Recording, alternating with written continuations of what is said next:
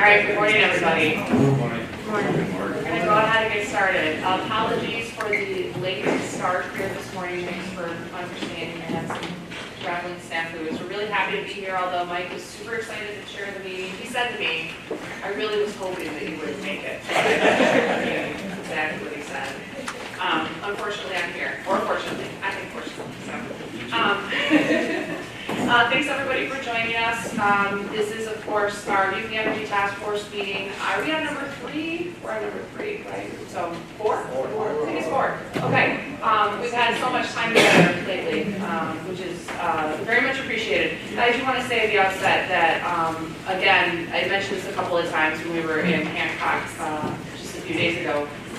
The time and commitment of the task force members is deeply appreciated. So I know that it's not easy to come up with entire days at a time, and in some cases dealing with travel issues from the east side of the UP to the west side of the UP, from the west side of the UP to the east side of the UP, or from the lower peninsula up peninsula. So it is very much appreciated, and I thought the last session, I really appreciated the last session, learned a lot from it, and I'm sure all of you did too, and we did receive some additional comments that we're going to, questions, comments, we're going to do some follow-up with the additional speakers as well. So thank you for that time. Before we get into some of the business that's in front of us, though, I did also want to say I was remiss in not thanking Emily Leach publicly in our last meeting. That was her last meeting with us. She's taken a new job, and so we are joined today by Tanya Swender. Is it Sweener? Great, Tanya, thank you so much for joining us. Tanya was at our last meeting, so you probably saw her in Hancock as well. So it's going to be excellent to have her insights on the task force, and we're really thrilled to have her officially in the voting capacity. So thank you for being with us, and hopefully we can answer all your questions and get up to speed. Before we go too much further into it, though, in respect for our audience that's joined us here, just to give you a little bit of an overview, we'll do our programmatic work here in the morning, take a break for lunch, and then in the afternoon we'll take public comment. So if you're interested in public comment, Kimber's in the back of the room and she's got cards. So please seek Kimber out. And there are a variety of ways to get public comment. Certainly participating in these meetings is a fantastic way to do it. We also do have an email address. It's EAGLE for Department of Environment, Great Lakes and Energy /UPenergy@michigan.gov. And you can also find content from previous task force meetings, previous presentations, etc. on our website as well. So it's all on the EAGLE website, as Department of Environment, Great Lakes and Energy is the convener for these task force meetings. But before we go too much further, I'd actually like to ask our task force members again just to introduce themselves and their affiliation, because I think it's helpful for our audience to have context for who we all are sitting here in front of them. So if we could start over here, Jim, and then we'll give us all an opportunity to get used to the microphones.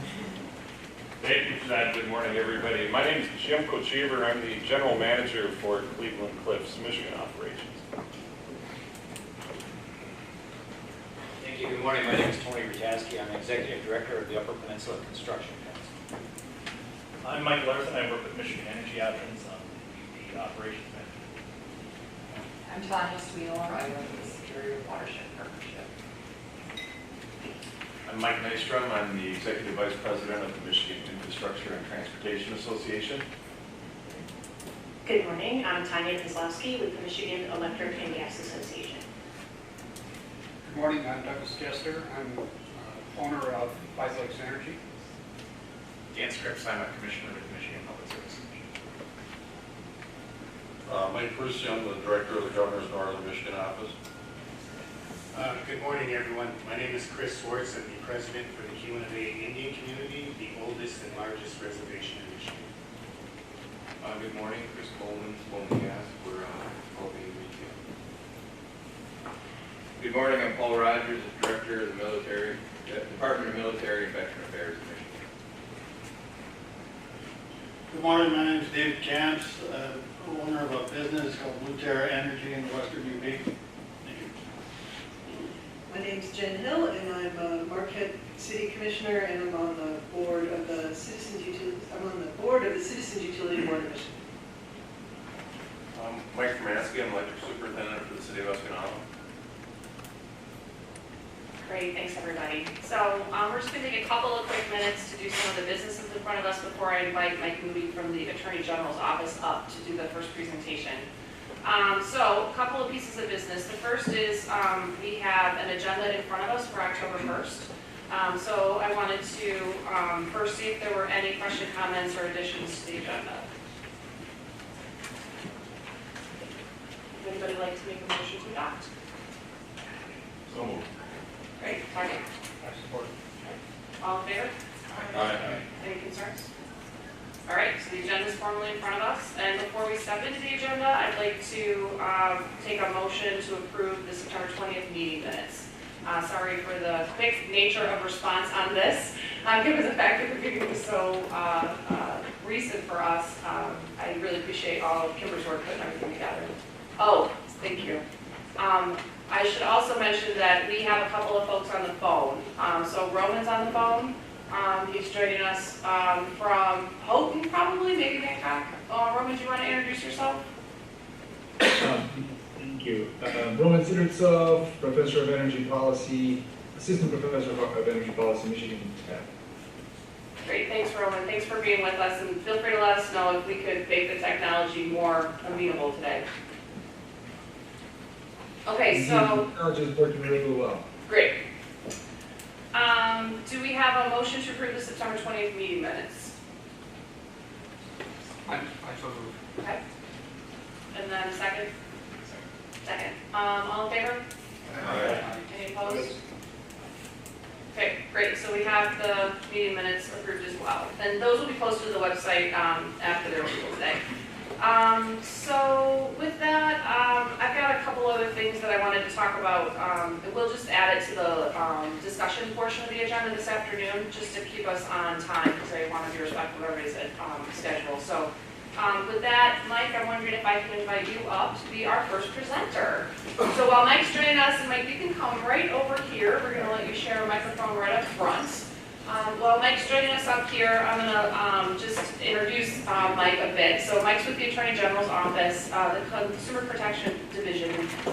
He has extensive amount of experience in the Attorney General's office. Actually came into the Attorney General's office under Frank Kelly. So he's had a lot of bosses at that office, which I think has given him a lot of insight, not only into the overall Attorney General's position, but also what really can that office do on behalf of the residents of the state of Michigan. So I'm super looking forward to hearing from him. And with that, hopefully I've bammed long enough, and I'll hand it over.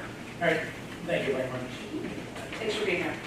Director, and I want to thank the Energy Task Force members and the public for having me here. And I just want to say that I love to come up here to be with my family. Of course, I always come up in the summertime, so. And today a little rainy, but beautiful, beautiful country here. We love coming up in the 4th of July and watch the fireworks over the Lake Superior and enjoy all that with my family. Well, I wanted to take this time, obviously, and talk a little bit about the Attorney General's role in consumer advocacy and give a little background on what our office does. I don't have any PowerPoint, so it's just a discussion. And, obviously, I want to go open to questions because there could be a lot of questions that you have. I'm not sure if I want to answer right off the bat. I'm going to give a little bit of background on our office and what we do. To begin with, I want to say that many of you don't know, and I know some of you probably know more intimately about the office, but the office has about 300 attorneys.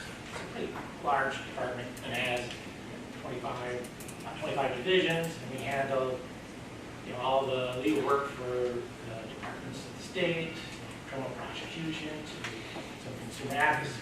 And it's hard for people to understand just the breadth of the type of work we do. I mean, I've been there for about 24 years, and I don't know everything we do. I've touched a lot of different divisions. So after I get to the end, I'll make sure I give my email address and phone number. If you guys ever have questions, you can call me. And you don't know where to access the government, any department such as even the Attorney General's office. I'm always happy to help because I've been there. I know it's really hard to find where things are around our office and who does what. And so I feel like that's a skill I can have and give to you. So there are two main divisions in our office that do the consumer advocacy type work. We have our consumer protection division, and actually that's not my division. No, it's all right, I didn't clarify. There's two main divisions, and the consumer protection division is our division that handles the enforcement of the Consumer Protection Act.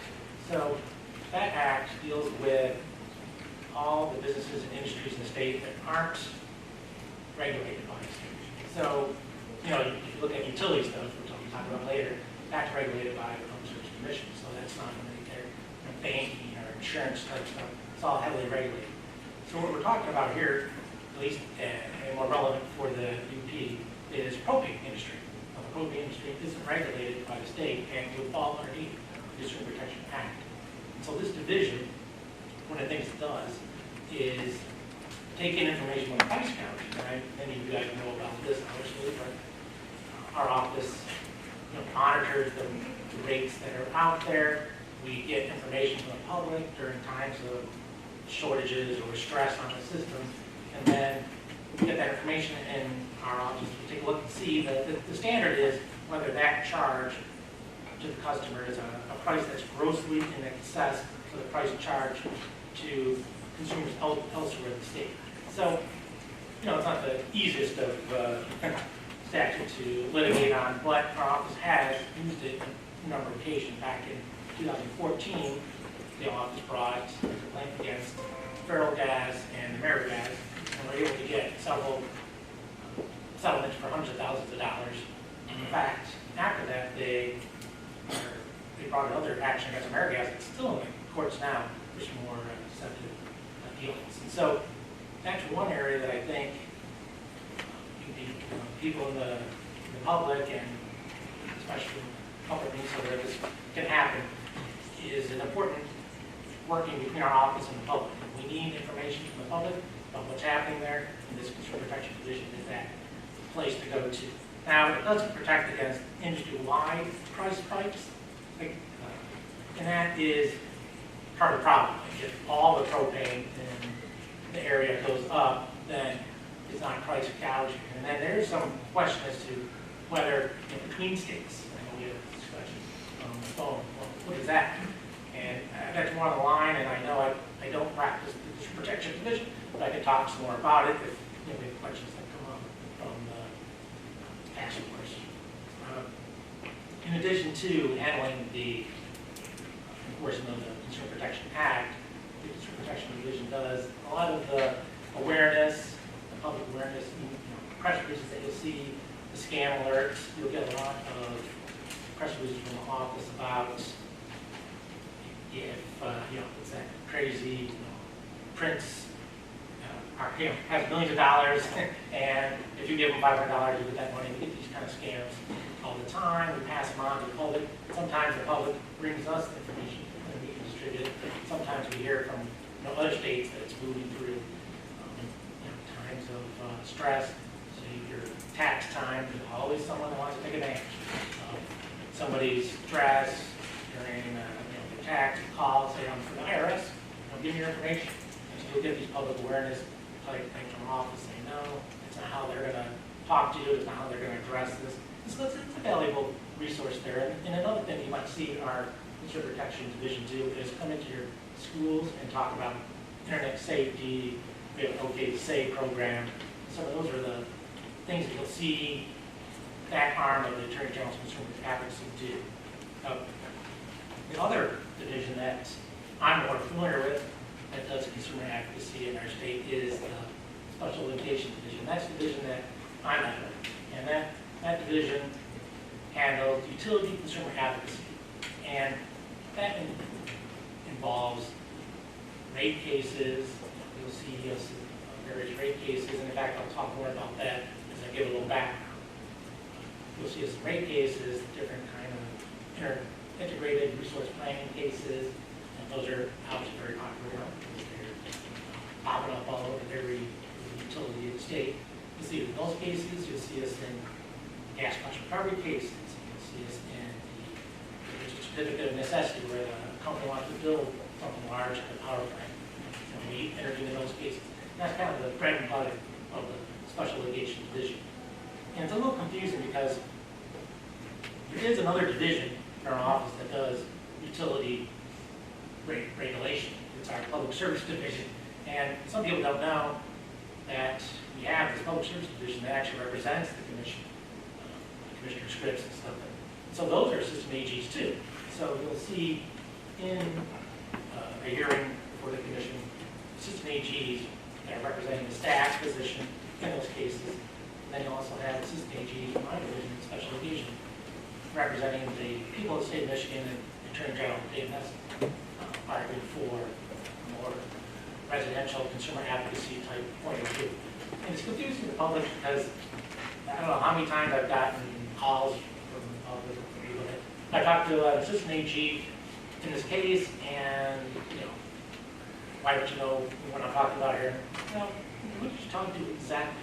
And I find out they had a complaint case with the Public Service Commission, and obviously in that situation we're working with the staff, and working with our attorneys that represent the staff. And so that's not the same as working with the Attorney General's office as a consumer advocate. It's one piece that some people don't know. And it's interesting because we go to, sometimes we'll sue the commission, and we'll end up going to court appeals, and even the judges of court appeals see us on either side of the table and say, well, how can we be on both sides of the table?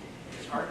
And it goes back to the Attorney General's constitutional powers, statutory powers, common law powers, to be able to be on both sides of these issues where we have conflict laws between the divisions, and we make sure that the divisions that represent our various commissions or staff departments, those who represent them, that they are separate and apart from the Attorney General and her special litigation division that does consumer advocacy.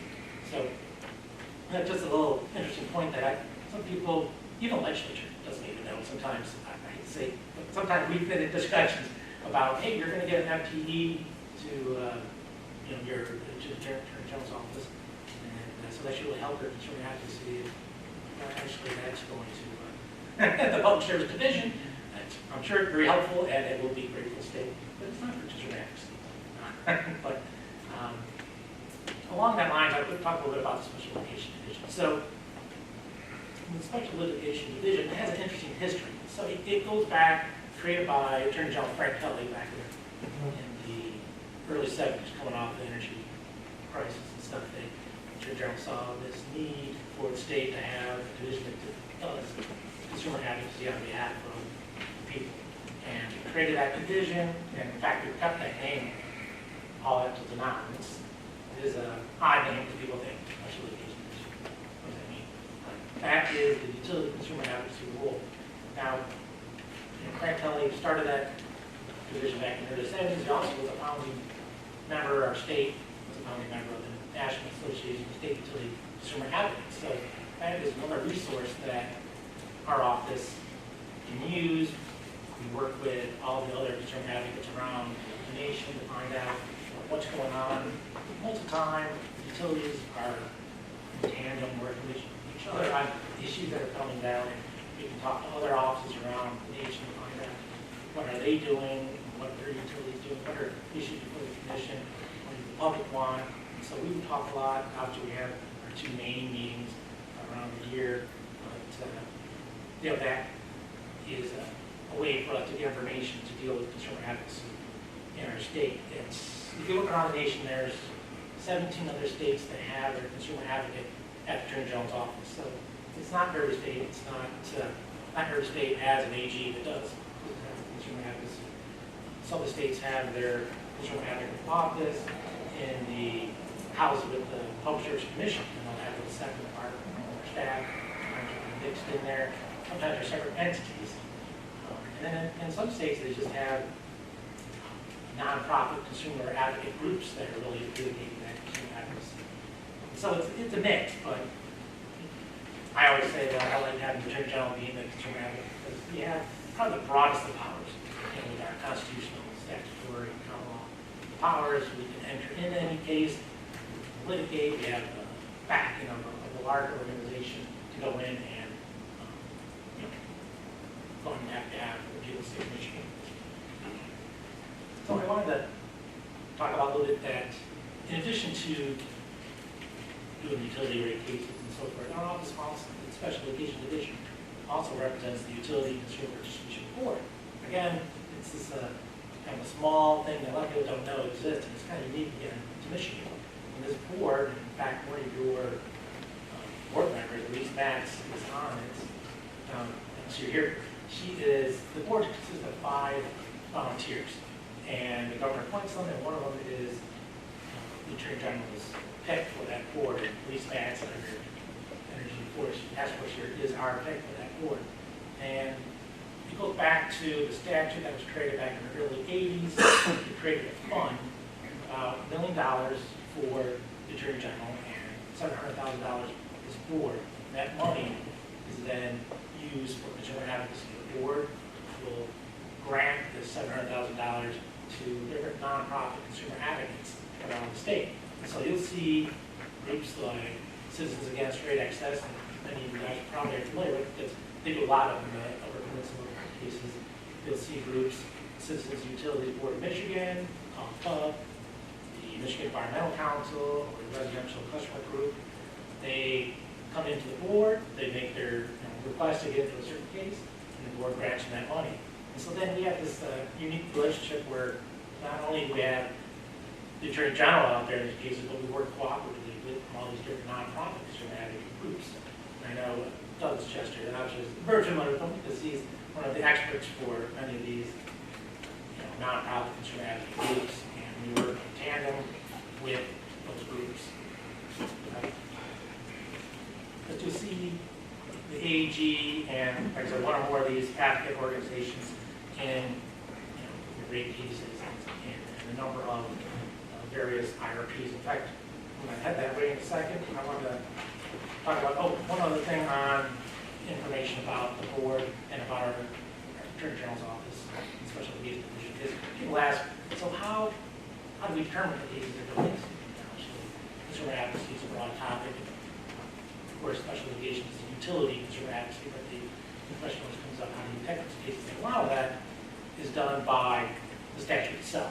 The statute provides a list of cases that you can use that money to scope that we have to follow if we want to use that money for that type of case. But it's pretty broad. We have rate cases, we get into all the major utility rate cases, gas cost recovery cases that deal with supplying natural gas, power supply cost recovery cases, when they're dealing with your electric supply and how to get the energy, and they map out and plan the year ahead and forecast what they need to provide to the service territory.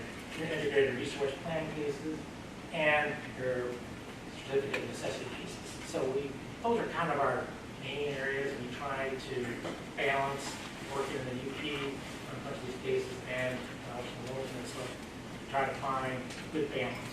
In fact, the statute does provide in there that you have to use some of the money in the balance between the two. So it's commonly seen care as the UP person or organization up there, and we come in and either supporting care or sometimes we're in there by ourselves. A lot of times it's a joint type of relationship.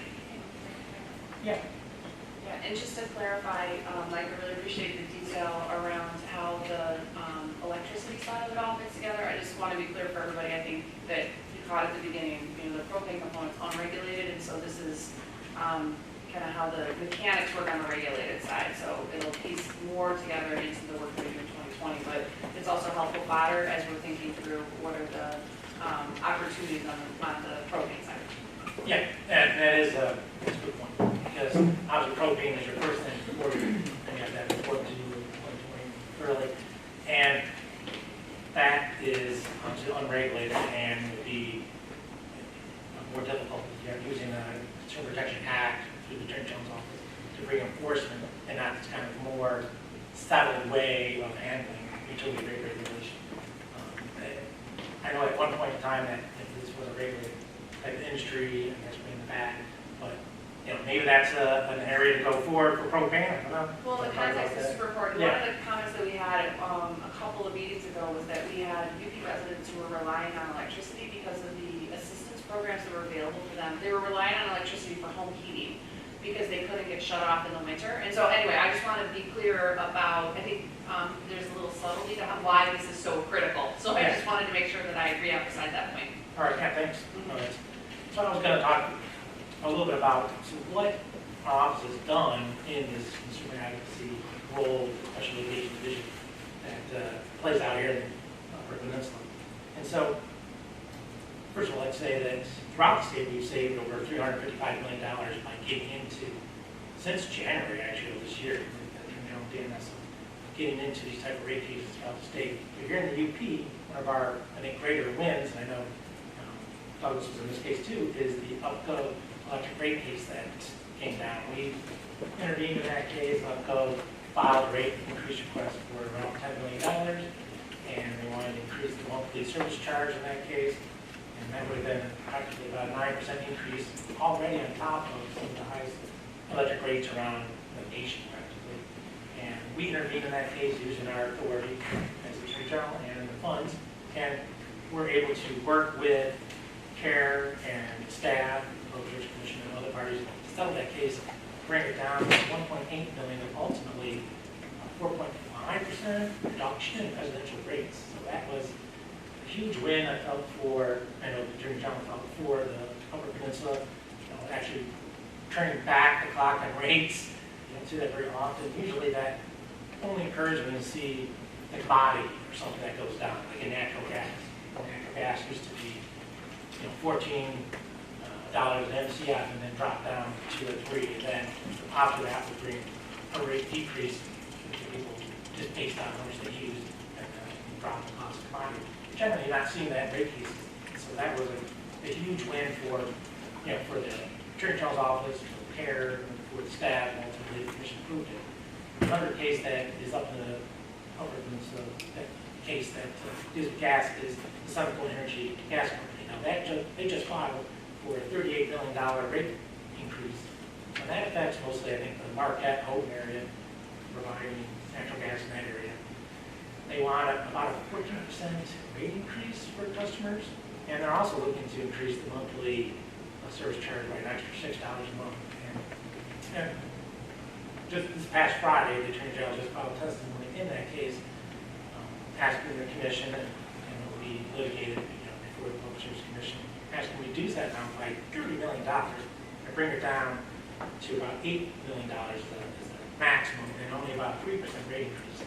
And part of our argument is also to reject that monthly service charge, because that the monthly service charge is just an added cost on people, even if they're not using their power, or their natural gas, or in electric cases, their power. And so it's a disincentive for people to not be energy efficient, if you're have to pay large amounts a month, and it doesn't matter how much you're using, that's a problem. Not to mention people can't conserve and reduce their rates, and so it's a big issue for the Attorney General's office, and we're in that case right now, and we'll be litigating that case at the end of the year and into the beginning of next year. And if you have questions about that case or what we did in the Huckabee case, again, come to our office, call our office, send me an email, and we can tell you a little bit about what we're doing. These hearings are open to the public. I know Commissioner Scripps talked about that. We do have members of the public come down and actually listen in. Usually at the beginning they want to know what's happening, and they'll come to the first pre-hearing type case and give a public comment sometimes about their concerns with this rate. In fact, I know in the prior one before this UPCO rate case, the public was super involved in that case. There were probably over 1,000 comments or more, I think, that were filed on the docket dealing with that case. So the public was a major player in that case, put forth what they felt and arguing that these were outrageous. Some great arguments, and actually some people put on those comments. And so it's helpful because it puts the pressure, I won't say on the commission, but on everybody to be there and see the needs of the residents and to take action. A couple other cases that our office has done in this area is those tax refund cases. Some of you may or may not be familiar, but in 2017 we had the Tax Cut and Jobs Act that brought corporate rate tax from 35 to 21%, and that then the commission instituted instituted a bunch of 3 cases per utility to bring back that money to refunds. So the Attorney General is very active in all cases throughout the state and also in the Upper Peninsula here, dealing with the United States Power Company, Upper Michigan Energy Resource Corporation, Humor, and with UPCO to make sure that the right amount of money is making its way back to the residents in as timely as possible processes. Utilities obviously like to stretch out the process, the refund. They don't want to stretch out the rate increase, but they love to stretch out the refund. And so our argument is always get that money back to the public as fast as possible and as quickly as possible. And we made those arguments. And in fact, in the case with UPCO, one of their arguments was, hey, why don't we use that money for some capital project? And we said, all right, and I know some other parties are saying, no, this is not the case. Talk about capital project. Those are cases or issues that happen in a rate case when we don't examine cost benefit analysis or whether that is right for the public. This is purely about a case of getting that money back to the public, and we don't want to divert this to some other project. So we were successful in that case, and again, all this is working in tandem with a lot of the different consumer advocate groups I talked about and the commission. A couple of areas that are even more current I would talk about is the Michigan assessment case document where the governor issued the order to have the commission and staff evaluate energy assessments of the state. And there are a bunch of different issues in there, and the Attorney General filed her own comments and letters in there. One, which will be I think near and dear to probably UPCO people in their service territory, will be automatic credits for dealing with electric outages.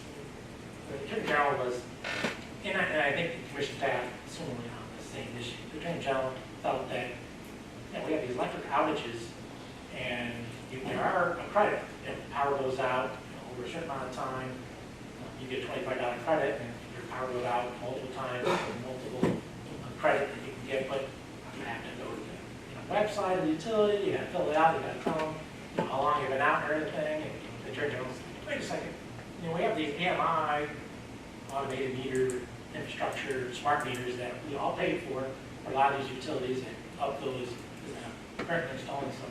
They know exactly how long they've been out, and how much time, and what meets, if you meet the requirement for $25. Should that be automatic? So that is one of the comments the Attorney General made, and hopefully we'll have that heard in some of the collaboratives that are coming out of that Michigan Energy Assessment. There's going to be several discussions about rulemaking. They talked a lot about reliability and resiliency and how to bring that about. And one of the things the Attorney General put forth for council is to make sure affordability is included in that analysis, because obviously we all want the most resilient grid out there, but we all have to afford that. And so that was one of the main comments I thought that the Attorney General would bring to the table is affordability and those type of issues. Also, what happens to people who are displaced with natural disasters? Because the energy assessment talked about how to deal with natural disasters in terms of power to be dealt. What about people who are displaced with natural disasters and how to help them and deal with those situations? So I'll probably end this with talking a little about the Attorney General's kind of vision moving forward. If you were at all watching this utility space, the Attorney General spoke at the Michigan Energy Conference before the Institute of Public Utilities. She was one of the first speakers there since Frank Kelly to talk about utility consumer advocacy and to want to be in this area and to aggressively pursue rate reductions. But one of the things she talked about is, obviously affordability, renewability, and sustainability. She wants to be in these integrated resource plan cases, work with some of the other groups, like the Maryland groups that we have, and talk about early retirements and coal plants, carbon reduction, and ways to bring these things to the utilities now, where we see renewable plant stuff coming down in price. And this is the time to talk about that. You'll see, you're going to see more with the electric vehicle issues coming in, and a bunch of different issues in our office will be in there.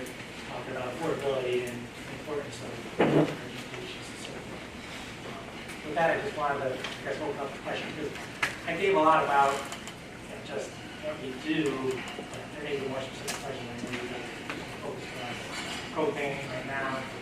Previous questions specific about the Attorney General's office, if you want to ask. Well, I think that was really great. Thanks, Mike. Thanks for traveling up here and for giving us that context and overview. And like I said, well, our short-term focus is this propane conversation for the initial report. Our longer-term focus is how the energy infrastructure development peninsula fits together. And I think that understanding where the AG fits into that process is really important. And as I mentioned, we are seeing fuel switching. So anyway, I'll stop. Love to, if you're okay, take a few questions. Yes, definitely. Great. I think that's probably Questions? Oh, we'll start over Yeah. here. Mike, I was just curious, when you intervene in these cases, is that automatically done, or do you intervene at the request of the Public Service Commission or the Citizens Utility Board, or is there a process that outlines for the division when you send attorneys in to present? No, that's a great question. So we're separate and apart from the commission, obviously, and we don't, obviously, we have a wall between our division that represents the commission and the Special Litigation Division.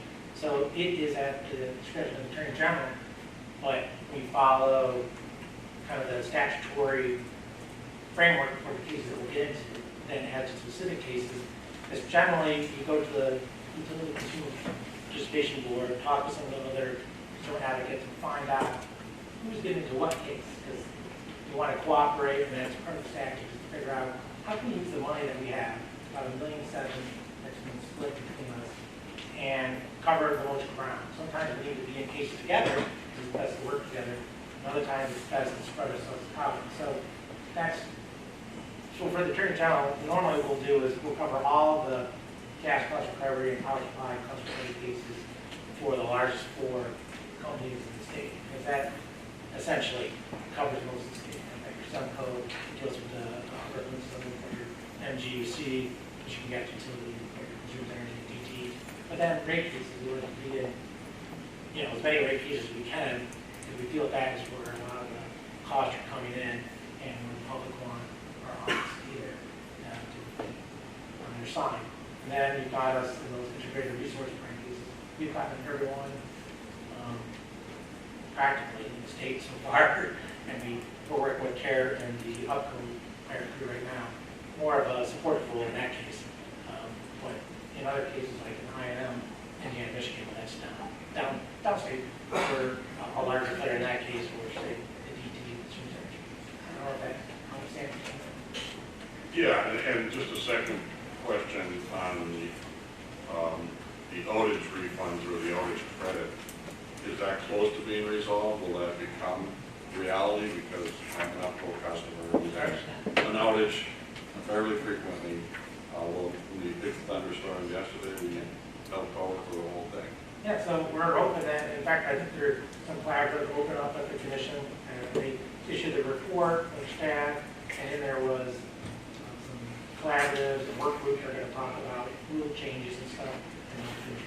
And we'll talk about that too, but from our perspective, obviously, we're pushing for this automatic credit, and I know actually even some of our utilities were saying at DTE that they were on board with this idea, how it's all going to work. Obviously, that was in the details, but for Upco, like you said, they're spending their money to do these smart meters, and we figure get the benefit out of these smart meters. Why can't you just automatically get that credit when you have to do a outage? Why do you have to support all that? No time frame, how often, satisfy the statutory requirements? Is this a long enough time frame? It's a couple of days, do I add those together? No one knows those answers a lot of times, because it's complicated. You have to talk to the commission because they are the ones that determine whether something's a normal condition or more catastrophic. And then you have to talk to the utility. There's multiple steps. This is something near and dear. I know the AG's hard. She herself has, some of these outages herself, and they come talk to our division and said, what do you do about these divisions? So that obviously is a consumer advocate issue. Yeah, and in the interest of fairness to UPCO, they've gotten a lot better over the years. I've been a customer on that end of the line for over 20 years, and there has been a significant improvement in reliability.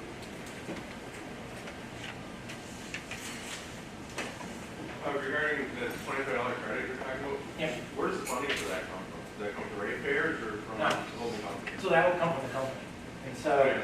so that the incentive, yeah, right, and that's the incentive to, not have those type of outages. And, you'll see, so what the utilities come back and do is a lot of tree trimming. And so you'll see that it's an expensive project, obviously we do the tree trimming, and you'll see that always in these rate cases. Like, hey, one way we want to prevent this type of outage occurring is a lot of tree trimming. And some people don't like that, it comes to their yard, clear out the trees, but it is one of the largest factors in outages is tree trimming. But some of it is also maintaining compliance properly, and there are other things that the utility can do.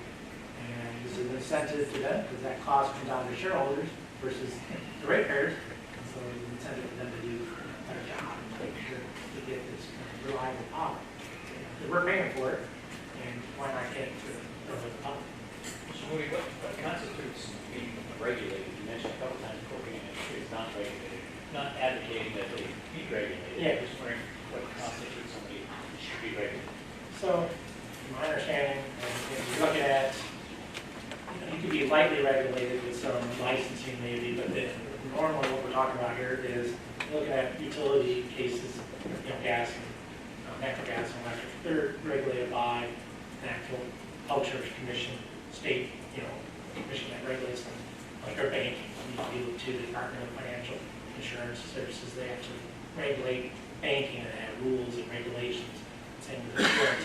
So for propane, they're just a business operating like your mom and pop store, grocery store and stuff. Although there may be some state regulations about how the stuff they're not regulating the business itself and how it operates. And I think that's the distinction for propane versus a utility situation where they actually are setting rates or how they have to operate in the state. Well, to be clear, that structure would be set by statute, right? So Yeah. we're talking about legislation. The electric utility industry, the natural gas utility industry are regulated by, statute that's been passed, for decades and Yeah. changed often. And then that creates the structure for the Public Service Commission that then, oversees them. So, Yeah. but there have been any variations between here and there, right? So, you could have something as simple as, one of the things that has been bandied about a couple of times in these hearings, or these discussions have been, should there be some sort of emergency rules under special circumstances? Like that would be a very light touch. So, regulation can be, anywhere from here to there. And to Mike's point, certainly in the same way that a gas station is, not unregulated, a grocery store is not unregulated. There's a lot of things they have to do in order to practice business. In the propane industry, there's a lot of things they have to do in order to practice business. So just to kind of pull together some of the things we've heard from separate sessions. Yeah. Can I just add one thing? Of course. I was going to say that our propane industry, we are very regulated. The only thing we are, one thing we aren't regulated in is our price. And unlike your natural gas utilities and electric utilities, we don't basically hold a monopoly. There's 13 competitors in the UP, and competition drives price down. So I believe that probably a major reason why our price is unregulated. No, that's a good point.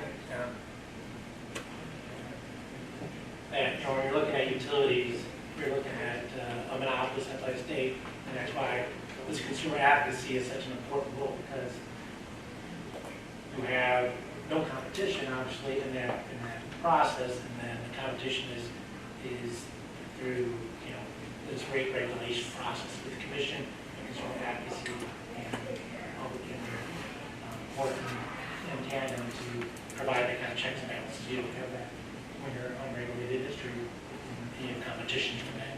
There is some competition, obviously, in the state. We have it's a hybrid state. There is some 10% competition out there. Gentlemen, you're talking about monopoly services. It's good to know.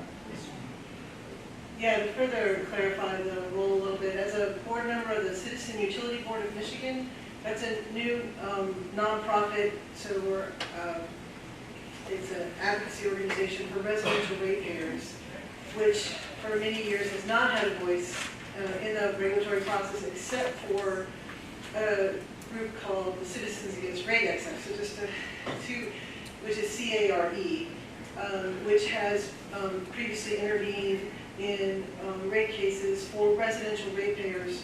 So, you know, you're paying your bill, you feel it's unfair, how do you get to even speak to inside the process, especially if you're in the Sioux and you got to get to Lansing or further away.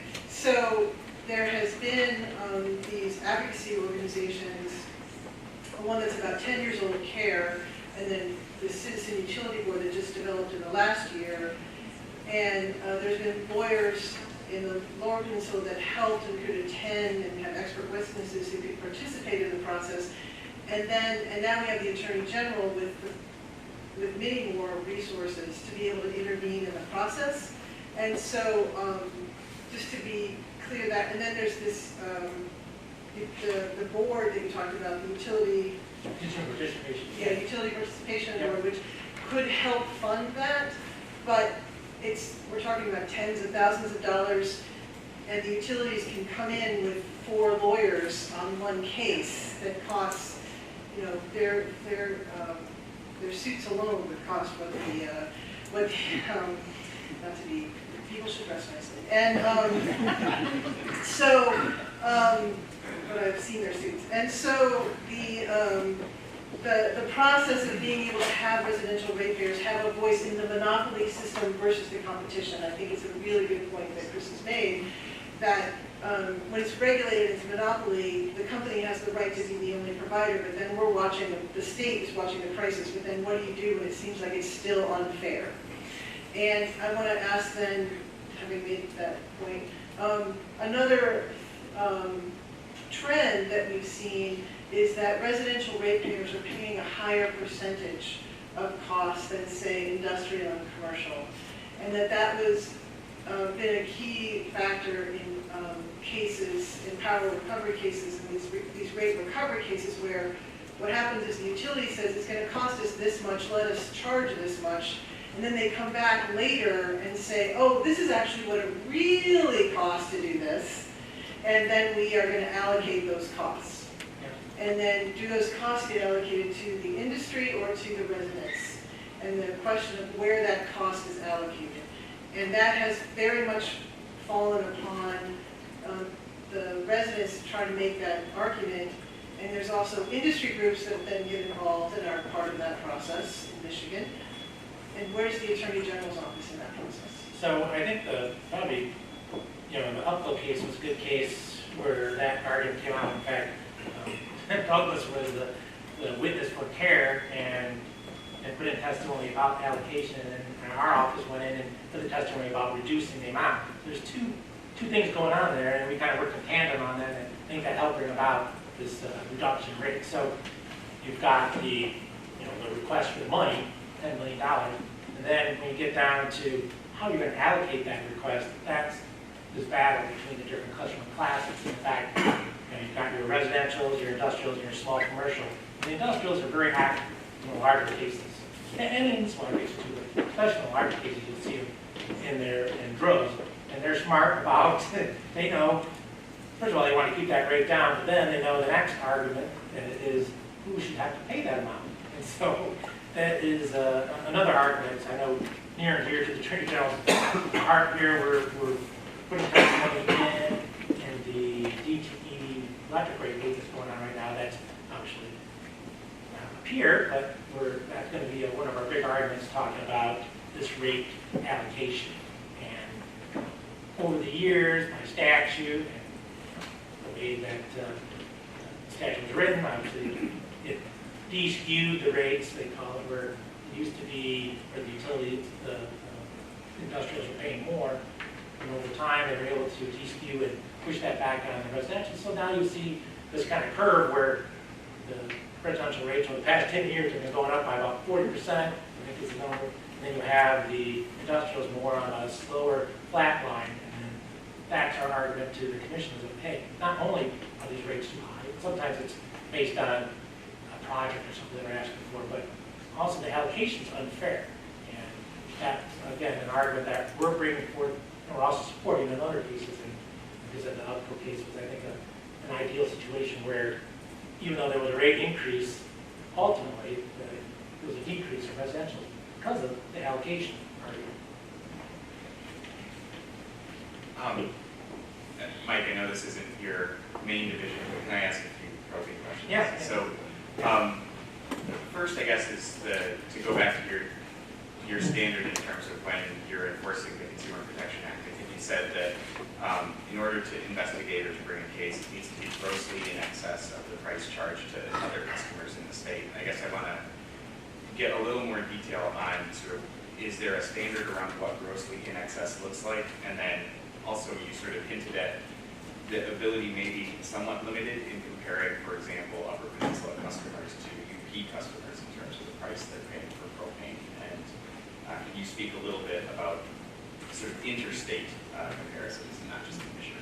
Yeah, that's unfortunately right. I don't have a lot of information on between states because that is actually an important issue. Is why aren't we looking at a broader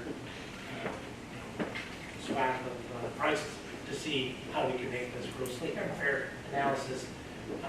And part of the problem is, like I said before, it doesn't protect against the whole industry price going up in response to shortages and stuff, but it's this individual companies that are taking advantage of a shortage.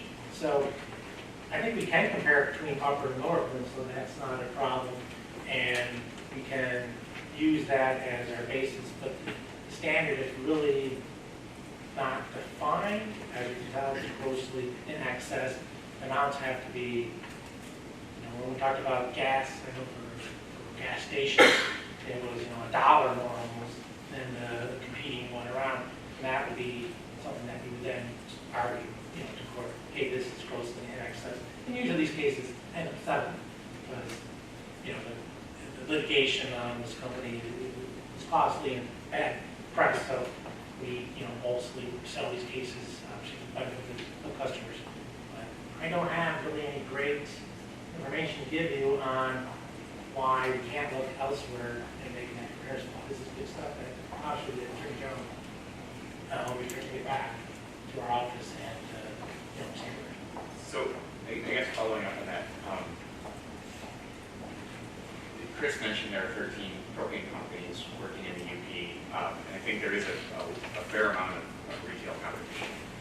What's less clear is whether there's sort of a similar amount of wholesale competition. It may be that all 13 are essentially sourcing from the same source, and there's been some, at least anecdotal evidence that UP prices are higher, even with sort of going 5, than, for example, in Wisconsin, where you may have more diversity of wholesale supply. And I'm wondering if that can also, does that fall in under what the Attorney General looks at, or is it really you sort of only look at the price gouging where one retail outlet is essentially far above what maybe a neighboring one is?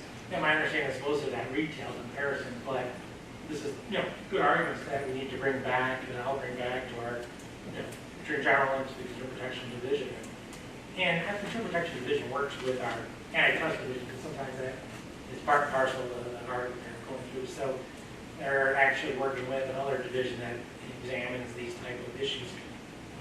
And sometimes there is an antitrust problem there that you're looking at where maybe there is just one supplier and they violate of some antitrust type of, you're taking actions that are preventing others coming into the market. So maybe it's at the wholesale level, and maybe that's an argument that we didn't. Other questions? Yes, Chris. I do have, I was just on the EAA's website, I do have some data on just price comparison between the UP, Wisconsin, and maybe like northeastern Minnesota, if you'd be interested in that. And there are two, basically for the are basically only two wholesale companies. So, I think just pick one. Great, yeah, I think that is really interesting. I'm going to share that with you. Thanks, Chris. And we can share that electronically with everybody too. So, yeah, well, whatever's you prefer. When you say, when you say Upper Midwest, you mean all 3 states? Or are you saying Michigan? I'm sorry, I misunderstood. No, way more states like North Dakota, South Dakota, Minnesota, Wisconsin. I mean, And there's only 2 suppliers for that whole region? yeah, there's 2 main wholesalers, yes. Plains Marketing and NGL. That'd be very helpful. Other questions for Mike? Or we let him off? Oh, yeah, sorry, Dr. Mike. Just one. Mike. Yeah, one question, Mike. Kind of a generic question since we have the Attorney General here. The question of conflict at the Attorney General's office, a lot of private law firms obviously avoid that like plague, so they don't have 2 attorneys in the same firm.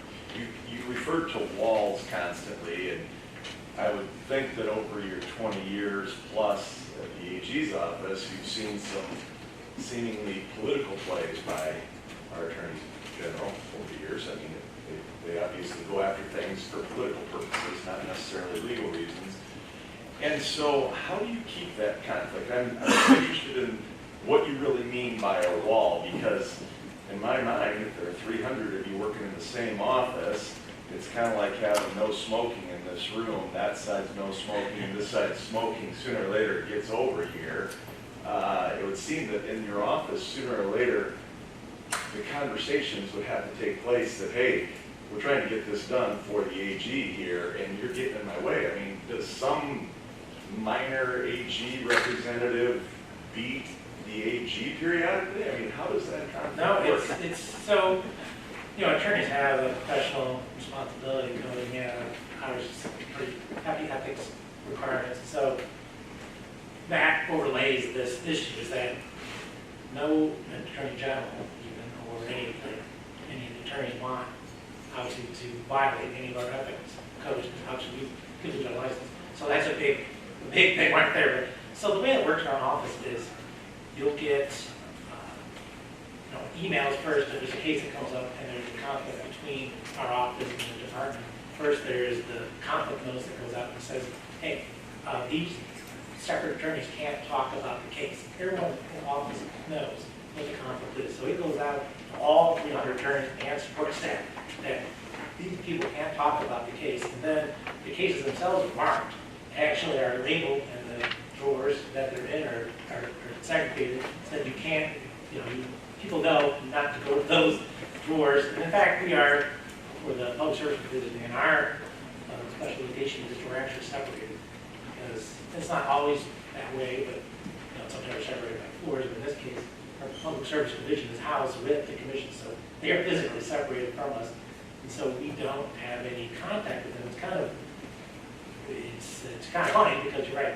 I see them and we talk. We can never talk about our particular positions, and then the actual chain for supervision is actually split in the office. So when you have a conflict case, you can't have the same supervisors supervising both cases. So if we want to go on an appeal, we have a different chain of people we have to ask, and that can't be the chain that is representing the department or agency that we are taking appeal from.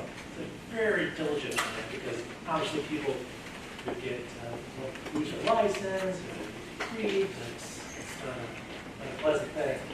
And it would obviously taint the whole office, if this was being done. I don't know if that helps people that know how this works, but it's a pretty, and we have an ethics officer actually that monitors all this too. Yeah. How many times have junior attorneys beat the boss? Yeah, so, I don't know, I feel like, we're usually winning, and I'm on behalf of the Attorney General's office. No, but it's true that our public service division does a great job representing the commission, and we do go up against our own attorneys and lose sometimes in these cases. But I feel that, we're a strong group here, and, You're right, it's on behalf, we're on behalf of the Attorney General of the people of the state of Michigan, whereas, it's the client that we're going up against.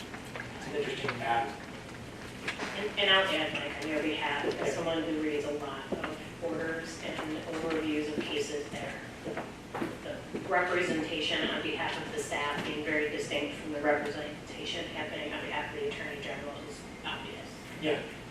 It's, and there was a case at one time at the Court of Appeals where this came up. And if the client wants, or if the commission at some point wanted to get different counsel, they can, if we sue them, Attorney General's my division sues the commission or takes an appeal of that order, the commission can choose to get outside counsel. So it's that important for the client to make that choice.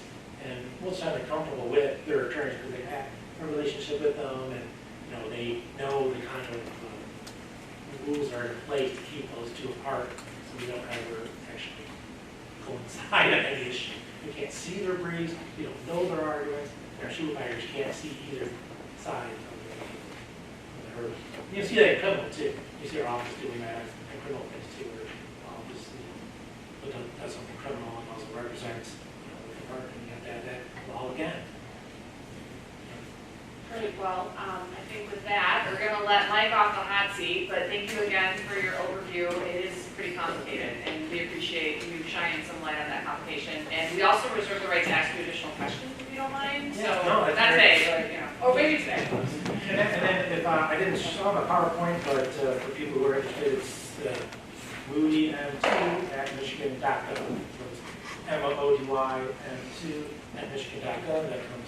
And we can share that with the task force members, and we might actually want to have you come back in 2020 too, as we're having our conversation about the broader infrastructure questions. So, because I think there might be more discussion about what you started explaining to us. So thanks again. What we do. Okay, appreciate it. So we're gonna take a 10-minute break-ish and come back at how about, well, let's say 11:35, just to keep us on schedule. So thanks. Okay, we're good to go. All right, so we're going to start with the next presentation now. I'd like to introduce Dennis Mcshane. He's the Executive Director of the Chippewa-Luce Mackinac Community Action Agency. Dennis, thank you so much for joining us. We're really excited to hear what you have to say. Not a sit and talk kind of guy, I'm going to stand up. Former prosecutor, so I'm used to pacing in front of the jury box. Thank you for having me today.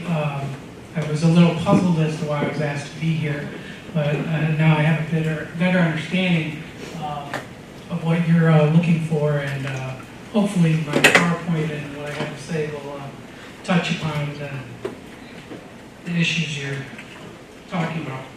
And I'm going to figure out how to use the clicker. There's on the other side. Okay, oh, that's kind of small. But for those of you not familiar with what a community action agency is, there are two different types basically, but we are a private not-for-profit agency here in the Tri-Counties, Chippewa, Luce, and Mackinac. We were founded over 50 years ago. Community action is a product of the war on poverty during the Johnson administration. So what we do historically is we are advocates for and work with poor people. And we work with other agencies and other partners to help find solutions to the problems that poor people face. So obviously today we're going to talk about energy and energy assistance and weatherization. But among the other programs we do, we have senior services, which includes congregate meals, Meals on Wheels, in-home services for in-home aids, and many other services. We have a program for those with what I'm experiencing right now, memory loss, and dementia care. We also run Head Start programming in all 3 counties. We have a total of over 250 employees when Head Start's in session in the 3 counties. We have service centers in both St. Ignace and Newberry, and we have our headquarters here in Sioux. We run the Dial-A-Ride transportation service here in Sault Ste. Marie for the city, and we also run a limited busing service down in Mackinac County. Housing, we have senior housing here in downtown Sault Ste. Marie, the Avery Square, and we have a supportive housing complex called Westbridge over near the International Bridge. We also have senior housing in St. Ignace, and we're working on possibly building some senior housing in Newberry. We also provide homeless services. We have rapid rehousing programming. We have motel vouchers.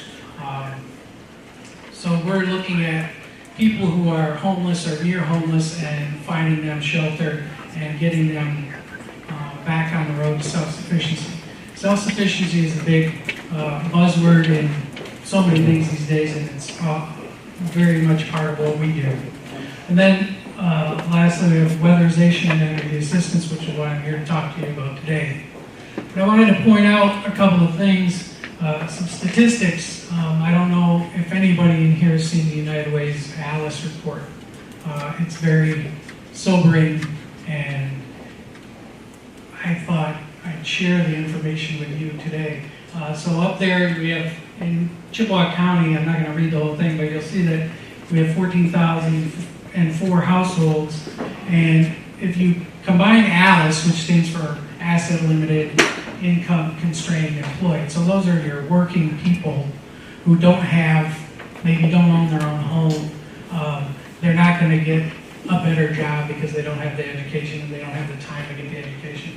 Those type of folks, if you combine them with the poverty rate in Chippewa County, that includes 48% of the people in these households. You can see it's even higher in Moose County. Obviously, they have a much smaller population. And then in Mackinac County, it's around 39%. Dennis, sorry to start off with an interruption. Do you mind if I ask you a question when we go? Okay, I want to clarify on your statistics. So, for example, in Chippewa County, it's 14,000 total households, and of that, 48% are ALICE and poverty combined. Is that right? Okay, just want to make sure I understand. So we have a pretty grim situation from economic standpoint, like a lot of the UP does. We're rural, we're spread out. Kind of what rural means, but we have a lot of stagnant economic situations here in the UP. So it's not just those in poverty who are struggling to pay their energy bills and find a way to keep going. So first of all, weatherization. It is not winterization. Weatherization takes place all over the country. It's one of the big programs that most community action agencies do. The money comes through the Department of Energy and through the LIHEAP funding. So it's not doors and windows, but it can be roofs, it can be air sealing, insulating, repairing a central heating system, and any kind of energy education. The way they get the energy education, the clients do, is mainly through our energy auditor, who's also a quality control inspector for the program. So he's in the house for an extended period when he does the energy audit, just skipping ahead a little through the process. So if someone would apply to the program up to 200% of poverty, if you have someone in the household on SSI, that goes out the window and you can get the weatherization. It doesn't matter if you own or rent. Obviously, if you rent, your landlord has to be on board with it. Although I don't know any landlord who wouldn't accept free insulation for their home. So you come to community action, there's an intake process, obviously a lot of discussion about where your funds come from, what your income is, what your situation is. And then the next step is we schedule an energy audit. So our energy auditor will go to the home, do the below the door test, among other things, check out the attic, the crawl spaces, whatever it may be, that are going to need sealing or insulation to improve the energy efficiency of the home. Right. Then we work with a contractor. At this point, it's Clark Construction. We've used others in the past. We have to bid out every 6 months to see if there's other contractors interested in the work. That's part of the program.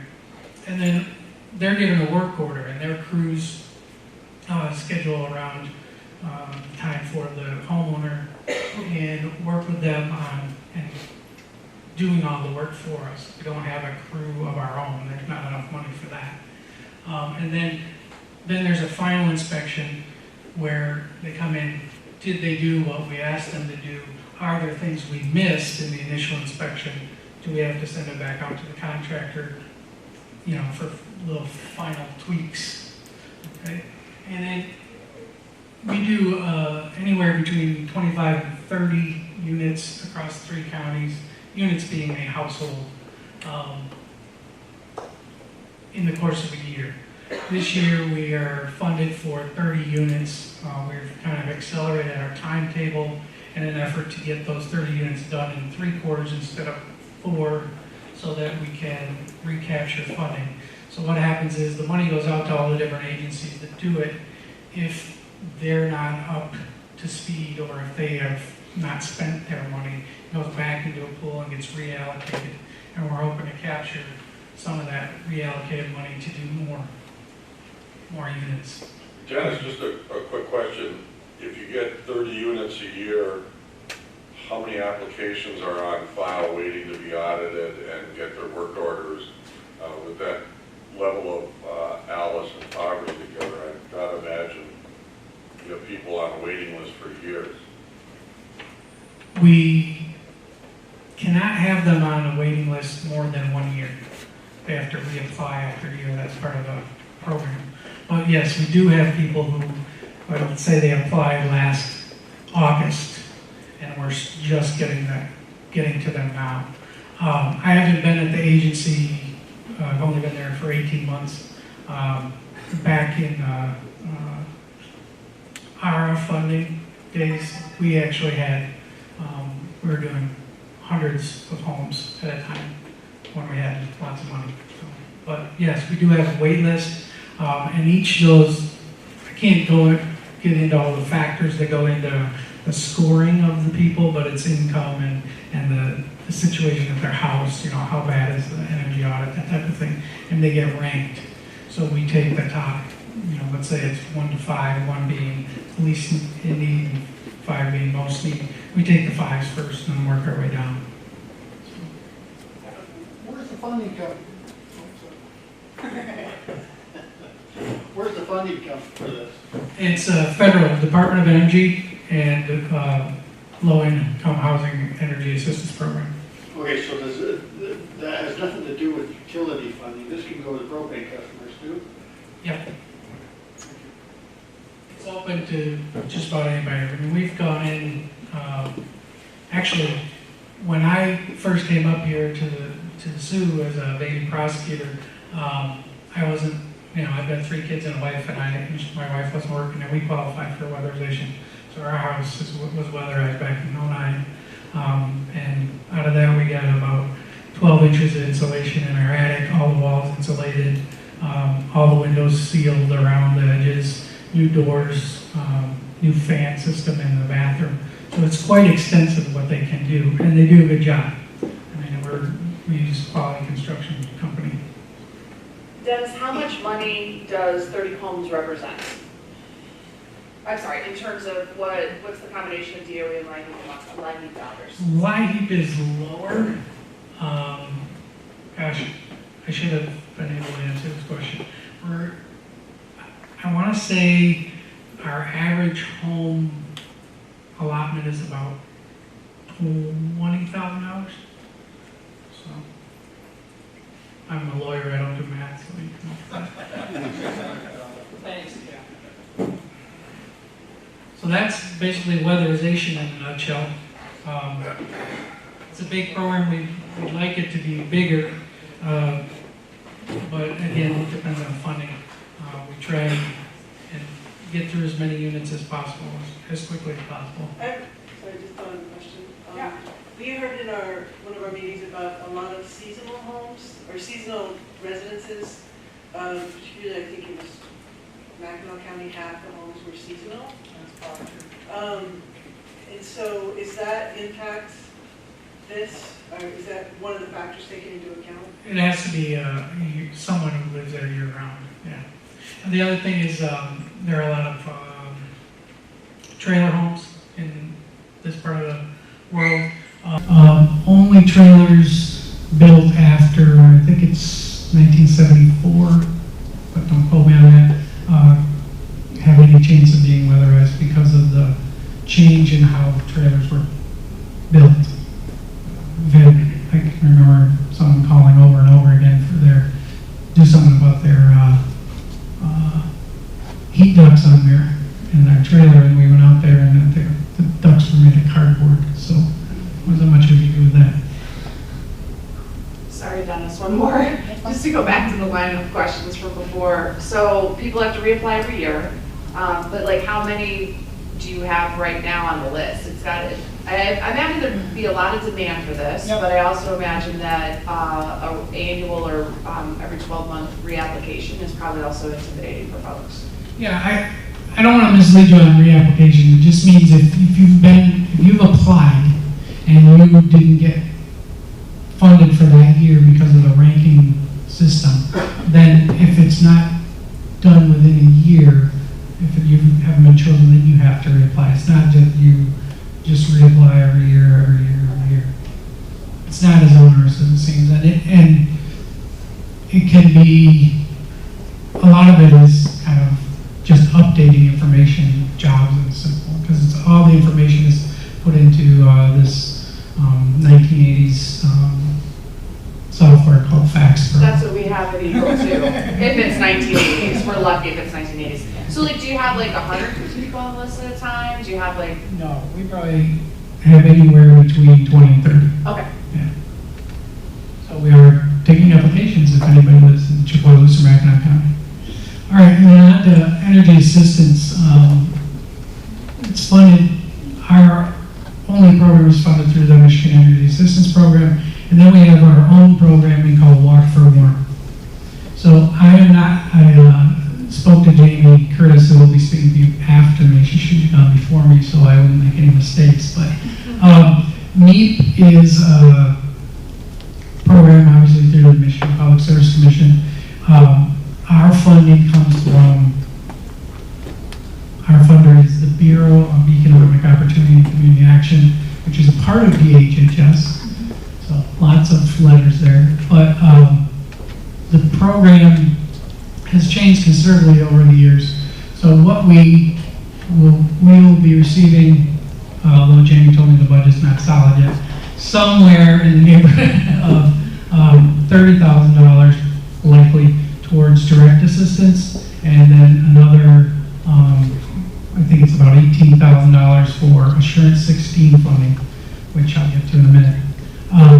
But we will be a second assist if you are in need of, if you're in an energy crisis and in need of assistance, you would go first to DHHS and go try and apply for state emergency relief.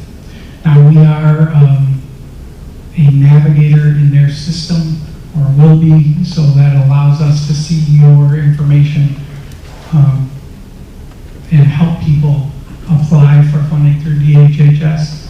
But and hopefully in the long run we'll make it easier when people come to us for relief. So your initial application will be there, then you'll come, if you have been denied by DHHS, or if you have used your state emergency relief, then you come to us again for a second assist. All right. So one of the difficulties for us last year, we didn't accept MEEP funding for a lot of reasons, but one of them being that it was a pitifully small amount, and we knew that it'd be gone within a couple weeks, and we didn't want to get people false hope. So the funding that would have been us went to another community action agency. But there were other non-community action agency vendors being used for me. Okay, so Assurance 16 funding is used for energy education, budgeting, introduction to payment plans, self-sufficiency, etc. This is something that I was joking with Jamie earlier.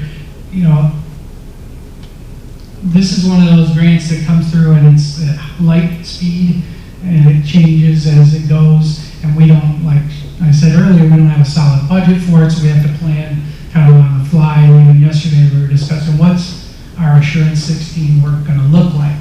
And the plan was due to the Bureau yesterday, so we got it in under the wire. One of the things, and this is just a personal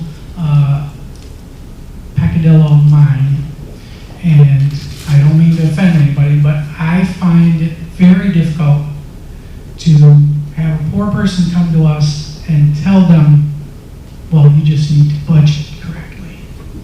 Because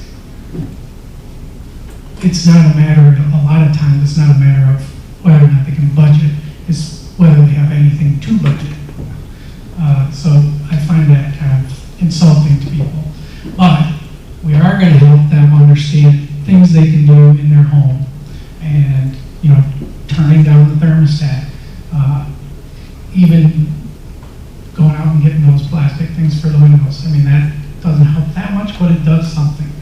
A big thing is really understanding what the options are around here for help with your energy. As you probably already know, and you all know a lot more about energy than I do. I'm just a generalist here. But Cloverland Electric, so the electric supply company here, does not participate in I can't even, Jamie, what do you call it that they don't participate in? The funding factor. The funding factor. So they can't shut people off between November and April, but we then get a ton of people coming in April and May who have $1,500 bills because they haven't paid over the course of the winter. Now we're trying to educate them away from doing that and trying to get them to understand that they're not going to get help from anybody if they don't try and help themselves first. So even if they're paying $10 a month, $5 a month, they're doing themselves a lot better service than they would be by just ignoring it and coming and asking us for the money. All right, so. Yeah. Oh, so is the Assurance 16 funding, does that come out of me? Yep, that's part of the package. Correct, Jamie? Yeah, Okay. Yep. Dennis, you said there was, you could allocate up to $20,000 per household. Is that what I heard? No, that was on weatherization. Or yeah, on weatherization. That covers a lot. That would cover mechanicals, insulation, and you could really basically retrofit the home from an energy standpoint with that kind of funds. Yeah, you're right. The problem, the twist is, it's not necessarily, part of it is we need to do a better job of letting people know what we do and how we do it. So we may not get the same people on the two different programs. Do you understand what I'm saying? So like, if we weatherize your house, you're probably not going to be coming to us for energy assistance. But we don't have the volume of dollars to do every house on the block. And as we all know, many of these people are itinerant. They're moving from one place to another to find a better place to afford or whatever happened that made them move. So we can't always get those two to jive. If we could weatherize, 500 houses a year, then this problem would be a little less daunting. And then, just to put in a plug for our agency, many community action agencies do this. I know there's one in Jackson actually gets matching funds from Consumers Energy. But is anybody from Cloverland here who wants to match our funding? No? Okay. So Walk for Warmth is actually a walk. And over the years, it's been up and down as far as how we do it. When I took over last year, it was October, it was right before Christmas time, and we hadn't had a Walk for Warmth event in a couple of years. Now, I don't know how many of you are from the Sioux or have been in the Sioux at Christmas time, but the Avery Square, which is our senior living building next to our office, has a big atrium in it. And every year, our employees go in there and they decorate the whole thing. And it's great for the seniors, and people come in, and Santa comes in, and pictures are taken, et cetera, et cetera. Well, being the tight ass that I am, I didn't want to spend had my employees spending 2 days decorating the whole building for nothing. So instead of putting up 30 trees and decorating them all, I turned the whole thing into an event meant primarily for businesses and agencies to come in. They would purchase a tree for $200. There are trees, so we need to recycle. And then they would come in and decorate as a team, so kind of a team building event for the agency or the business. And then the competition was how much food could be donated, non-perishable items, under each tree. And so we got other people involved and were other programming involved, not just raising money for Walk for Warmth. And then we had a contest, the one that had the most food, they got an award, and then we let the Avery Square residents, the seniors, pick their favorite tree. And fortunately for us, it was 2 different trees. And I got a shout out to the Sioux Tribe law enforcement who decorated the tree, and they won with the most food, but it wasn't really fair because they kept going over to the USDA barn and grabbing more food to put on there. A lot of powered eggs we got out of that. But that was kind of to get back into the rhythm of doing Walk for Warmth events. Then we had an awareness walk, which I can't remember exactly, in the springtime. We had several hundred people come down. What they do basically is make a donation. We walk, we bring awareness to the problem of people who have, energy problems, homelessness, that type of thing, and that's where that funding goes. It's all through our agency. And each county does its own event. So we had that awareness walk. It was a great turnout. It was a beautiful day just to walk them around. And then people started complaining that walking a mile wasn't enough. Fitness freaks. Anyway, so this October 19th, if you're in town, we'll be doing a 5K and a 1 mile walk. And we've partnered with a whole bunch of different businesses and agencies who are donating prizes for raffle and silent auction, and we're also giving us money to sponsor the event. So it'll be a good time. And then after that, after you run your 5K, you can go to Hogs for Hope, which is Families Against Narcotics of Chippewa County. So I can put in a plug for them too. But that money, Walk for Warmth, we treat it similarly to our meat funding. It's second assist. We don't have a huge amount. I think though, over the course of the last year, we've gone from about $5,000 in our coffers in Chippewa County to nearly 20 through the different events we've done. So, last thing I'll leave you with is the challenges. Obviously, limited funding for us as far as being able to help people out.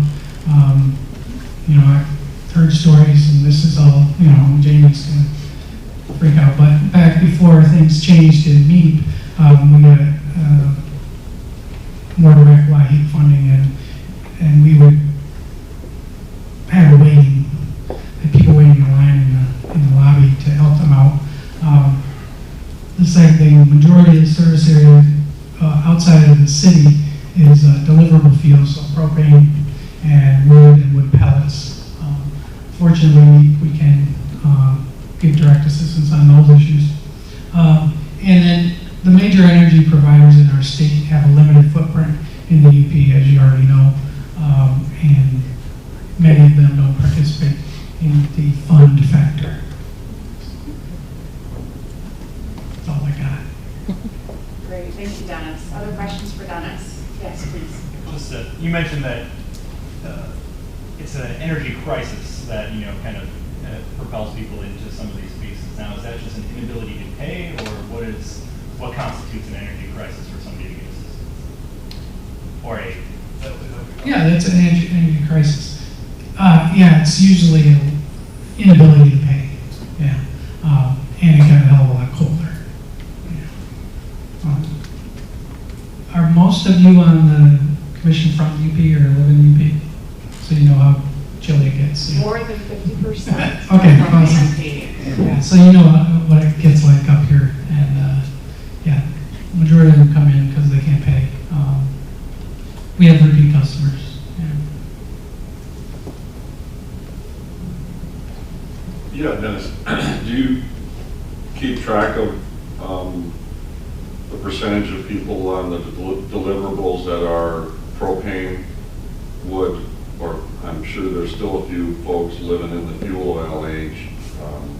Do you have a breakdown of how many of your clients are being helped out with their payments for propane versus wood or wood pellets versus fuel oil? Yeah, historically, pre-last year, a couple of years ago, when we had our greater funding, we were keeping track of that. Last year, obviously, we didn't have anything to track, so it'll be interesting to see what we come up with this year. But we do keep track of what type of fuel and where they're coming from too. What part of the county, and that type of thing. And we've got a pretty good relationship with most of the propane providers around here, who will, if we're assisting, take us at our word when we say the check's in the mail and get out there as soon as possible to help people out. And then one final question from me. You probably this is your final question. Well, it's mine right now. But, so you have repeat customers that come back, through me. Do you make recommendations then for them to go look at the weatherization program from there or get in the queue for that? Yeah. Okay. So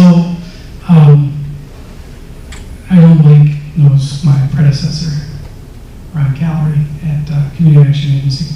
Ron Callery was the head of the agency since God was a boy, and Ron's a great guy and he got a lot of stuff done.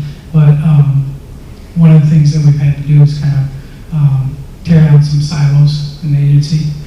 So one of the things that we're going through now is making the connections between programs. So part of that discussion we had yesterday on Assurance 16 is directing the people we have come in to go work with the weatherization program.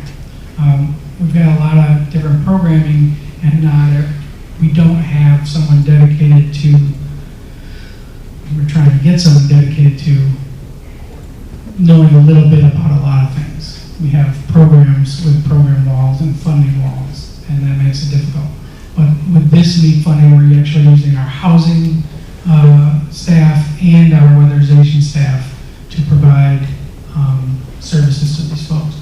So they'll likely be talking to someone in weatherization, and they'll definitely be talking to someone in housing who knows about weatherization, will help them out. When you say energy assistance, is this the money that's going, you're paying their bills, so the money's actually in the end going to the utility could you speak about that part of the cycle? You don't want me to talk about I do want you to talk about it. Okay, so like a disclaimer, I don't know nearly as much about all the stuff that you guys have talked about. I'm not an energy provider. I'm just a simple country lawyer. But one of the things that's always bothered me about how this program works, and Jim, you can shoot daggers, it's okay. But we're all paying into this, right? When it comes to those who do accept the funding factor. We're all paying a little bit on our bills into it. And then that money is then reallocated to help people who are having problems paying their bills. And then they go through a process to get that money to give back to the energy company.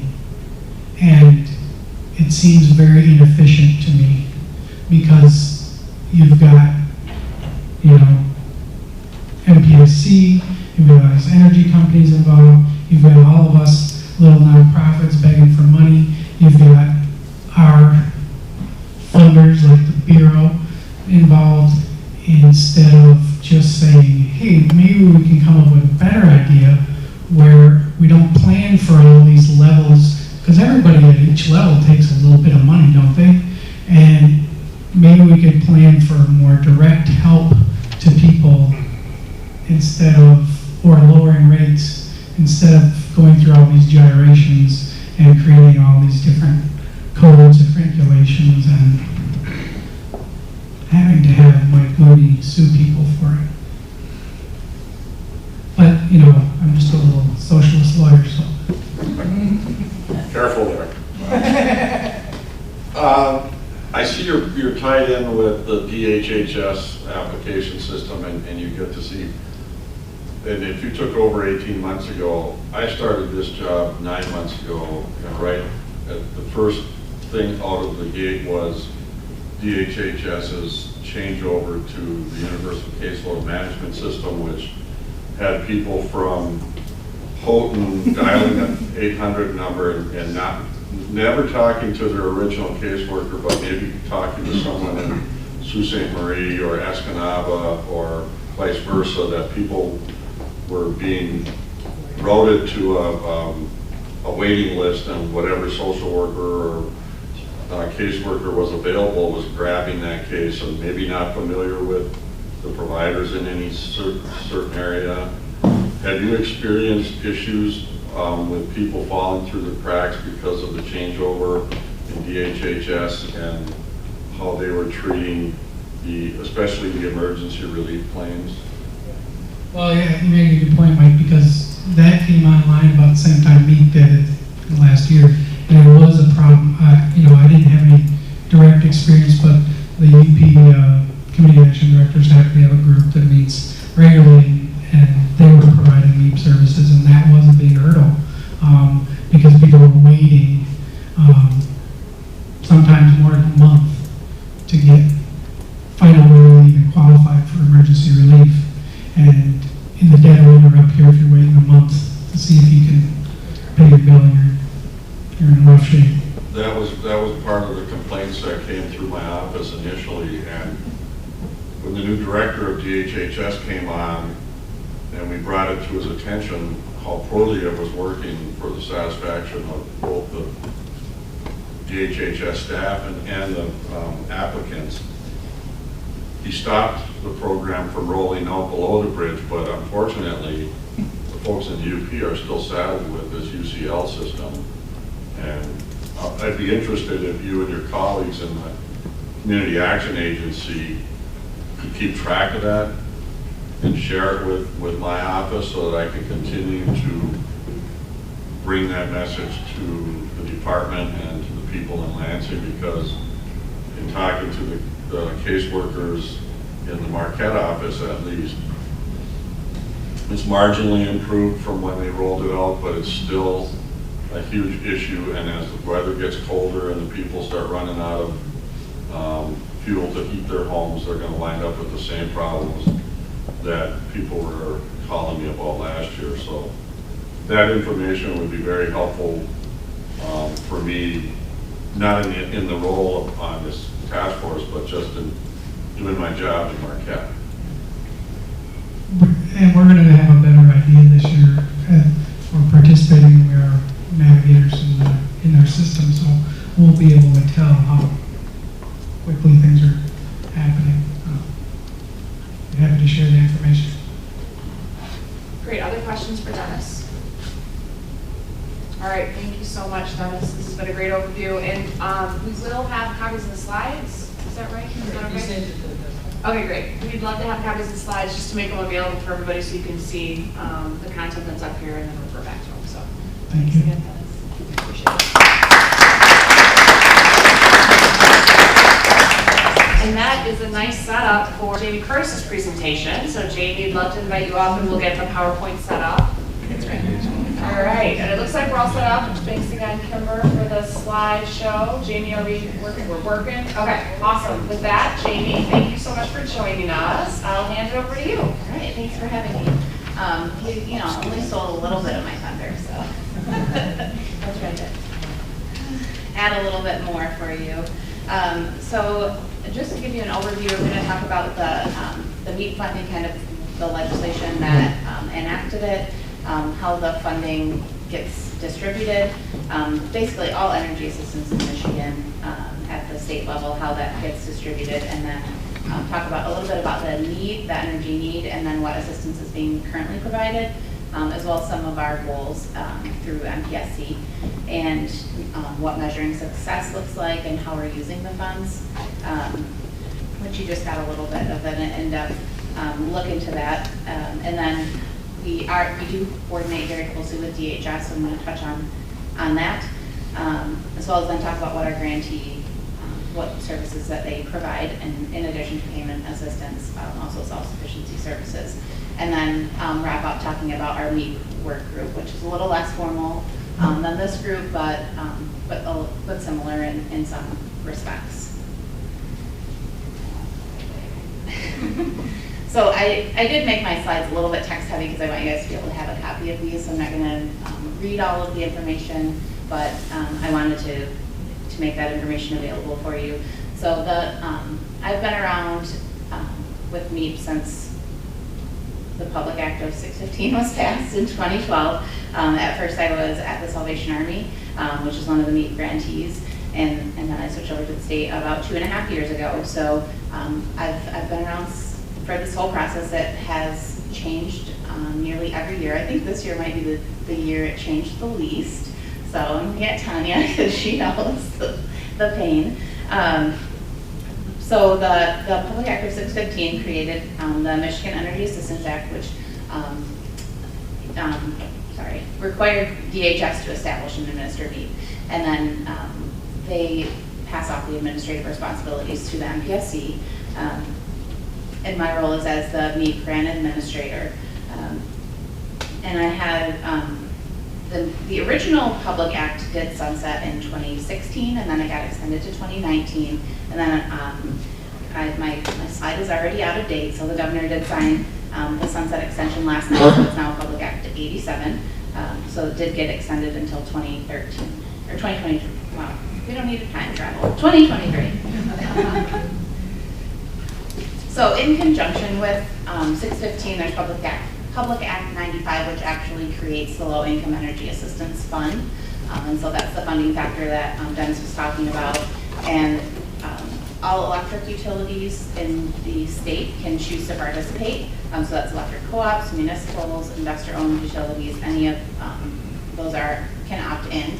The fund cannot exceed $50 million, and the MPSC will set the funding factor based on the number of participating utilities and the number of meters. This current year, the funding factor is set at 92 cents per meter per month. So you may see that LIHEAP fund on a participating electric utility company bill. So not huge to make $50 million. Jamie, can I ask you a question? Sure. So, just trying to keep track of my acronyms. Yep. And I know from past history that LIHEAP is not LIHEAP. Right. So I'm clear there. So just going back to Dennis's slide. So LIHEAP and DOE pay for the weatherization, and then MEEP and any money they raise through Warren pays for energy assistance. So if I'm doing this correctly, LIHEAP is part of MEEP. Yes. Okay. Yes, LIHEAP is the basis of MEEP. So this slide represents the UP counties that do not have any counties participating, or any providers participating in those counties. So Luce, Chippewa, and Dickinson do not have a participating provider within their county. So none of the residents there would participate in the meter. Therefore, they do have the protection of not being shut off from November 1st through April 15. However, that precludes them from being in a crisis, which would prevent them from receiving energy assistance through state emergency relief and then subsequently MEEP until April 15th, or we allow them to apply on April 1st. But that kind of causes some issues. So we really encourage people to participate.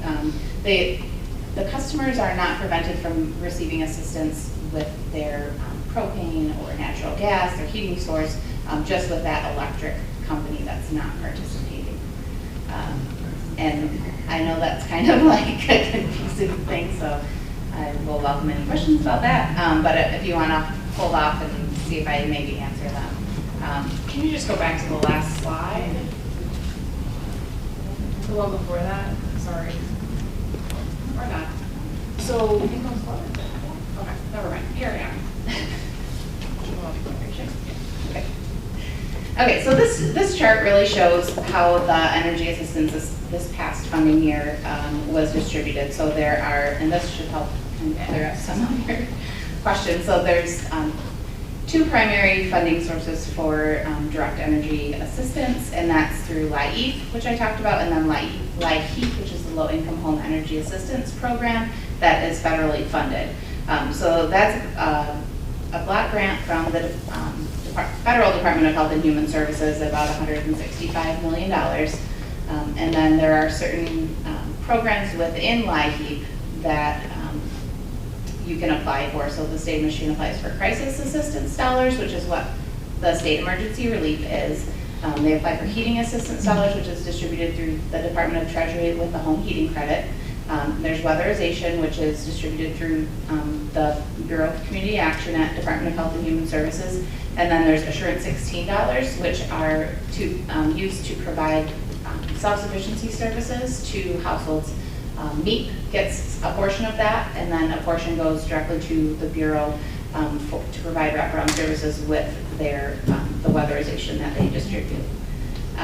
So within the LIHEAP, I will break it down a little bit more in the LIHEAP, but there are payments, and then we have self-sufficiency services that our grantees provide as well. So we have direct energy payments and then programs and services. There's a list of the FY19 MEEP grantees. The FY20 grantees have not been approved by the state ad board yet, so not going there at this moment. However, so we talked about the MEEP grantees. The ones that serve the Upper Peninsula is actually a long list. So we have 9 grantees, and 8 of them are considered serving the UP. So you may be like, oh, United Way Southeast Michigan or United Way Jackson County, they are designated as statewide energy assistance providers, and so they may have an online presence or phone presence where they can walk customers through that if they have the access available. But I did want to highlight the MEEP grantees that do actually have physical locations in the UP as well, which would be the local community action agencies. There are some Society of St. Vincent de Paul locations that operate under St. Vincent de Paul's grant, but then also partner with Superior Watershed, who's another one of the grantees that serve in the UP, as well as the Salvation Army has locations across, I think, all 15 counties. So Jamie, can I ask a question? Yeah. Okay, sorry. No, so to Dennis's point from 15 minutes ago about the complicated nature of all this, so then does he apply to the community action agencies of Michigan in order to get money for Chippewa? So yeah, the community action agencies operate a little bit differently than the rest of the grantees. So they do have I think they have an allocation formula that is used, and then they kind of tweak that based on past performance. But the other grantees are really free to kind of use the money in the area that is the most like they're seeing the need. So as customers present.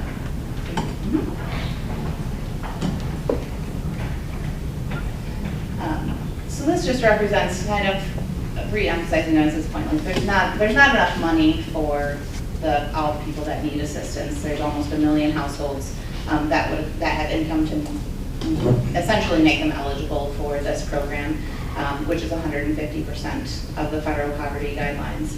And fewer than 500,000 received assistance in any of those. This is, excluding weatherization, but direct energy assistance would be fewer than 500,000 households that received assistance in FY18.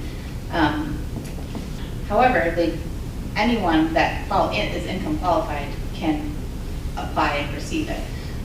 They don't need to be in a crisis, and so I think that's a really good thing about that is we're not, making people be past due or whatever on their bill in order to get. Can those dollars be used? Can all of these be used for propane? Yes. So the home heating credit is directly for your heating fuel. Okay. Yeah. So that can't, unless you heat with electric, it would be primary fuel.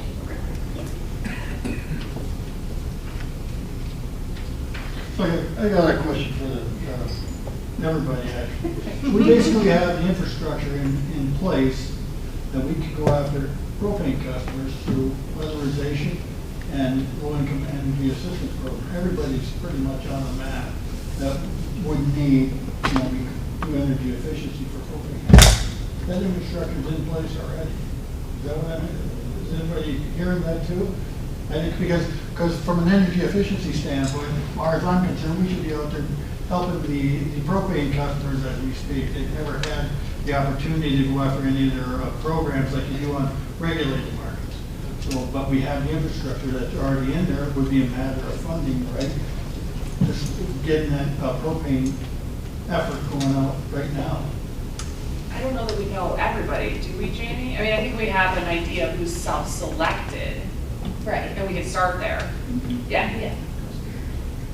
Yeah, so you would have a customer base for everybody on propane.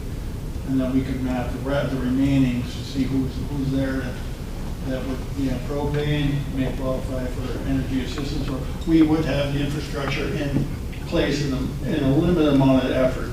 We could have that mapped out and go after these propane customers. Yeah. Yeah. Thank you. Let me borrow the microphone for a moment. So, sort of two things. One is partly in response to David. This infrastructure is about income qualified households, and we don't have any particular infrastructure for offering programs for people who don't meet those criteria. So, that's in the neighborhood of half of the households in the upper peninsula. Varies a lot by county. The other thing I would like you to elaborate on a little bit, Jamie, is the relationship between customer reordering behavior for propane and the way that assistance is provided. So,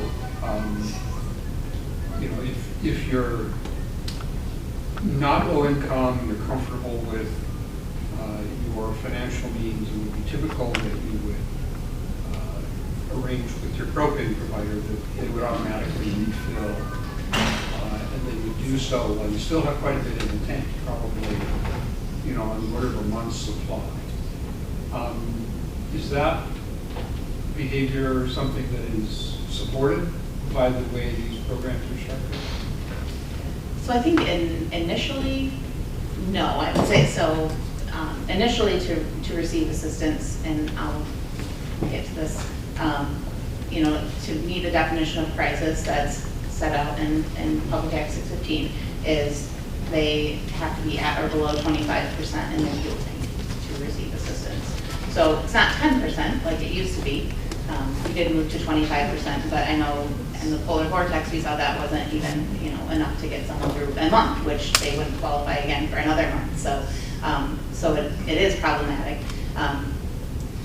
So I think to get them in the door, no. We can work with our grantees to work with those households to kind of change that behavior.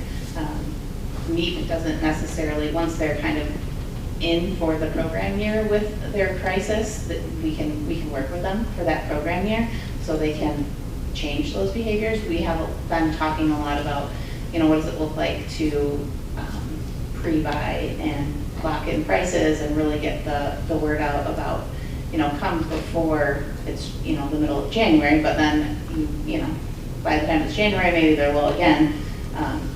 But so we are starting to recognize those different things, and we do now have a little bit more flexibility in dealing with them.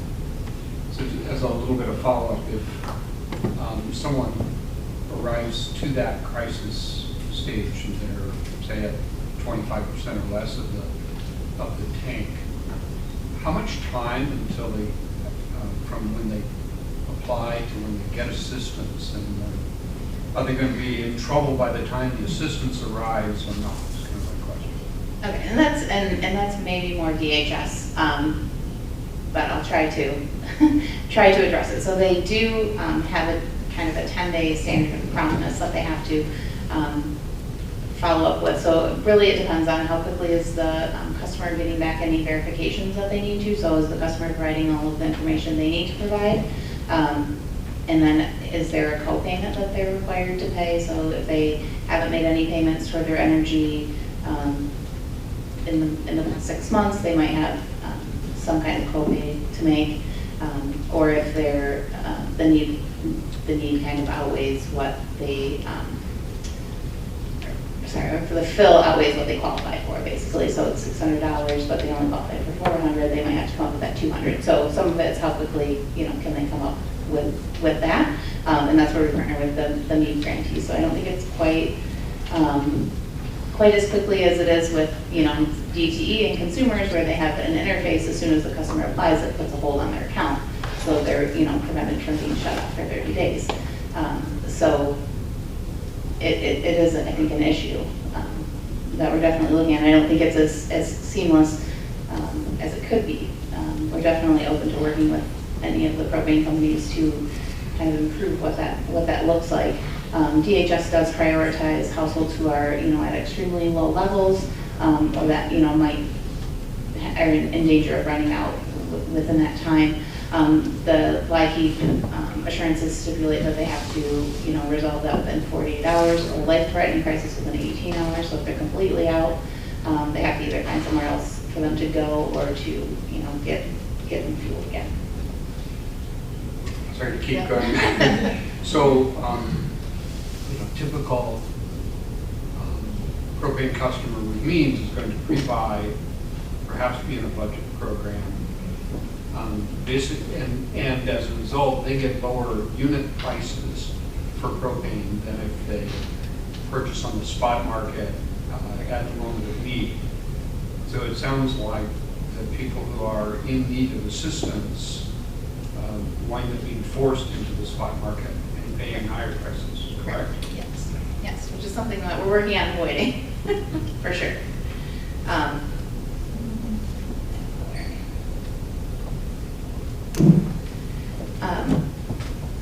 And I'll get back a little bit to get to in a few slides, I think. So just to highlight some of the demographics of MEAP from 2017 and 2018, really targeting a lot of vulnerable populations. Excuse me, do you have any of that data broken out? I don't, but I can get it. Yeah, by the 15 counties even, or would it be upper or lower? By the 15 counties, with all the people. I think I can.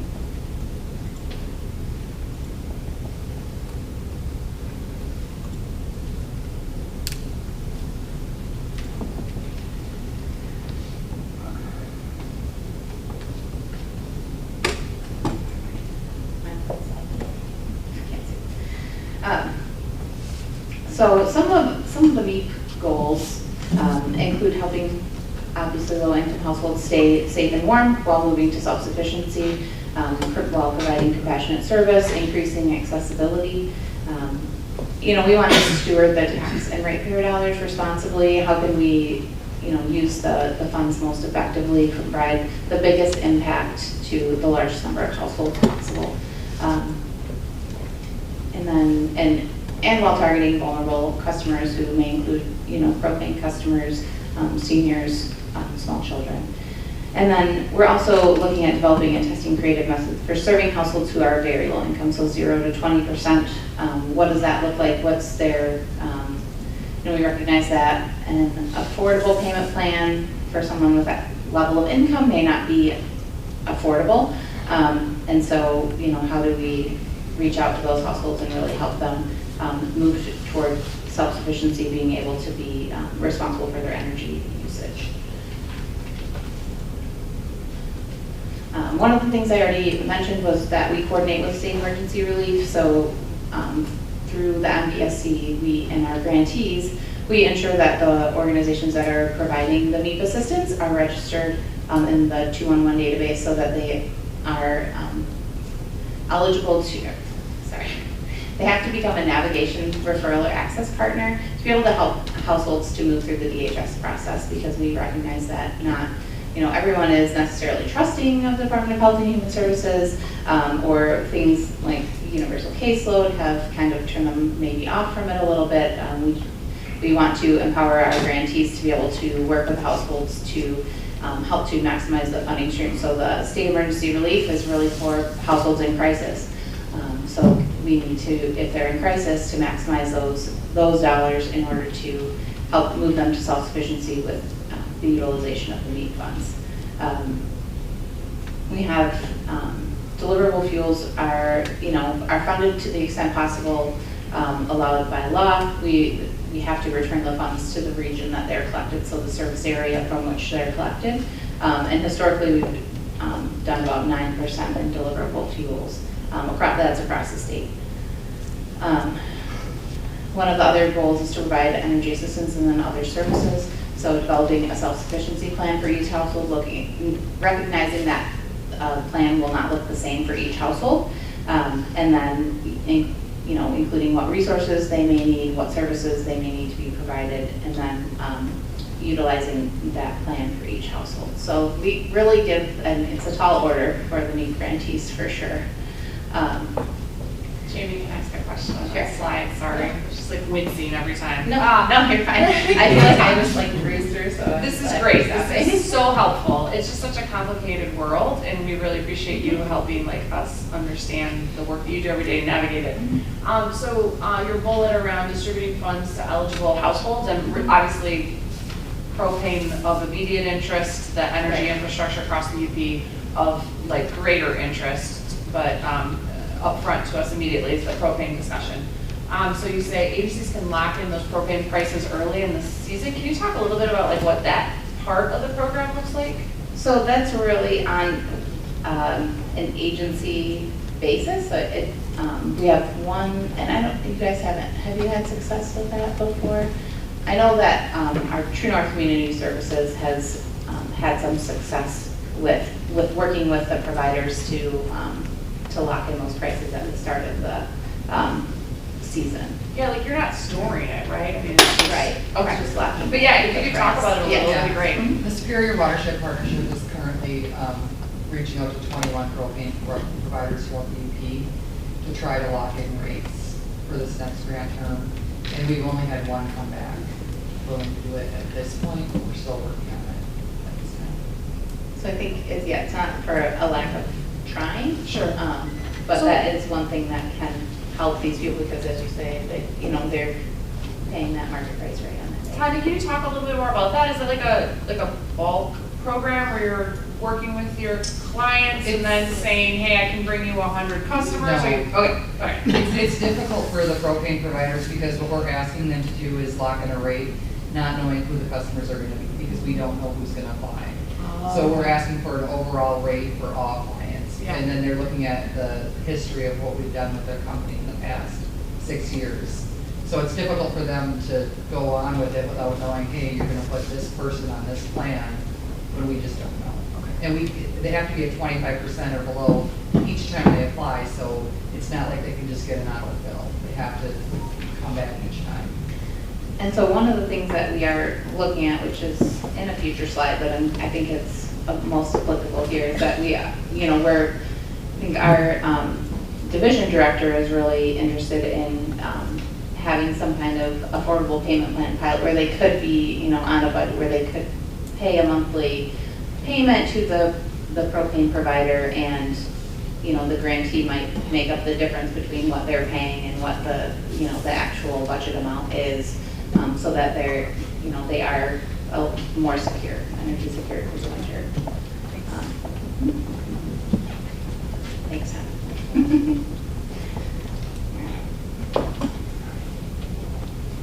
Sorry, Jamie, before you go on to that one, I know that you had an earlier slide that showed 3 counties in the UP did not have any electric providers paying into the fund factor.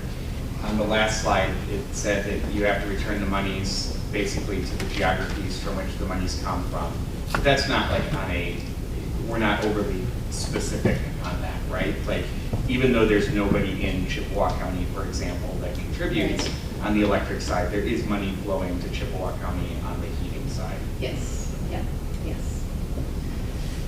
yes, it's in the lots to the extent possible, so, yeah. And the heating is, yes, that's fine. That's okay.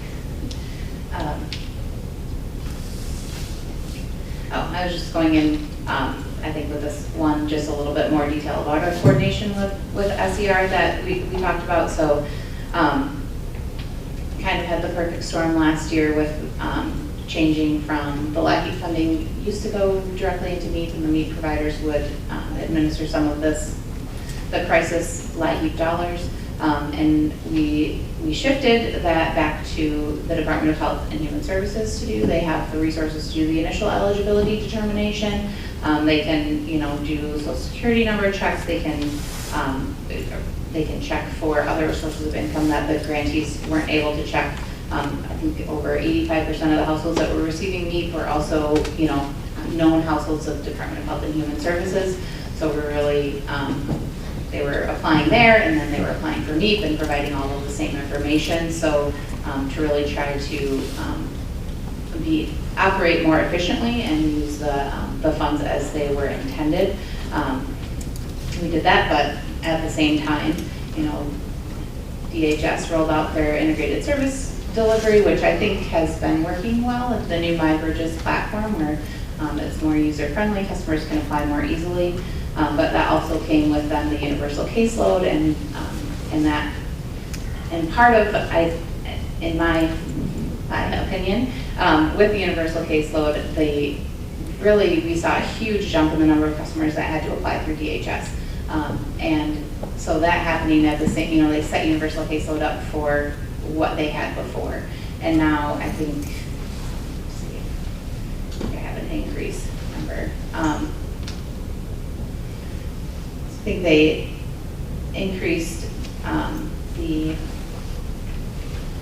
some households increased from, 800, had an 850% change year over year of number of households applying for state emergency relief.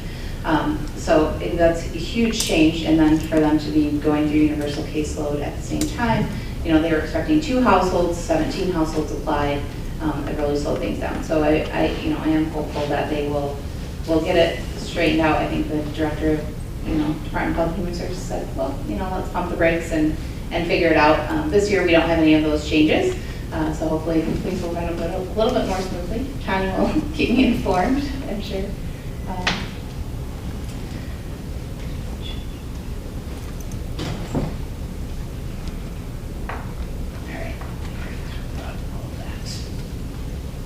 So we talked about DHS. The customer has to go to DHS and get their help and their initial assistance, but as I talked about, sometimes that assistance doesn't cover all that they owe for one reason or another, or they might need additional assistance. So at the end of their application for state emergency relief, they have the opportunity to choose a MEAP provider that they want to partner with, and so they'll choose a MEAP provider that's in their area. It'll give them a list of the available ones within a certain range, and then that information will be referred to the MEAP grantee. MEAP grantee can then reach out to the customer. They have 2 business days to reach out to the customer, to follow up with them and say, hey, what additional services or help can we provide? And so that's kind of how the handoff works to the MEAP grantees. And then the MEAP grantees will work with those recipients to provide additional assistance and wraparound self-sufficiency services through either one-time payment assistance, so they just need help this one time, or sometimes through ongoing assistance through an affordable payment plan. We talked about with DTE, consumers, and Semco have Semco Energy and now UPCO all have affordable payment plans, which is where the customer will pay a flat or reduced monthly payment, and then a MEAP grantee will kind of cover what they used versus what the customer's responsible to pay with if they have an arrearage is set aside and paid down over time. So every time the customer makes an on-time monthly payment, 1/24 of their arrearage is forgiven as well. So it helps the customer to get kind of in that habit of paying monthly, as well as seeing that arrearage go down regularly as well.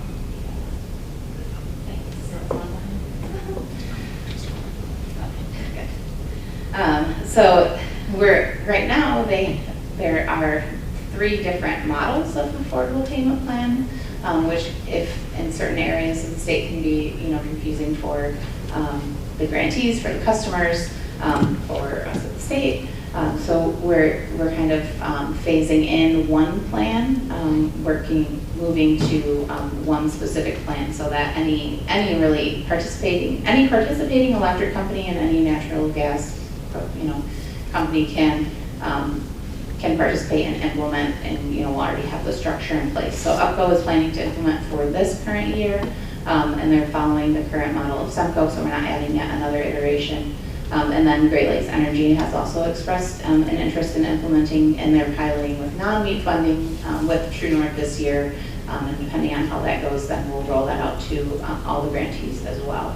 And as I said, we're in the initial kind of planning stages for a pilot of an affordable payment plan for propane or other deliverable fuels.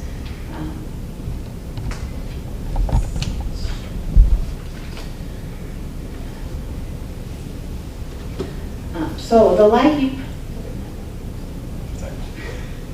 LIHEAP portion of the MEET funding that we get, which is a very small amount, so the Assurance 16 funding can not exceed 5% of the total LIHEAP allocation.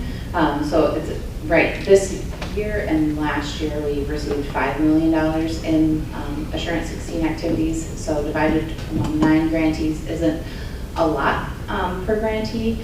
But that funding covers expenses that's directly related to the delivery of energy assistance, self-sufficiency activities. So that the Assurance 16 funding does not go directly to pay the customer bill. That goes to help provide the support services for the customers.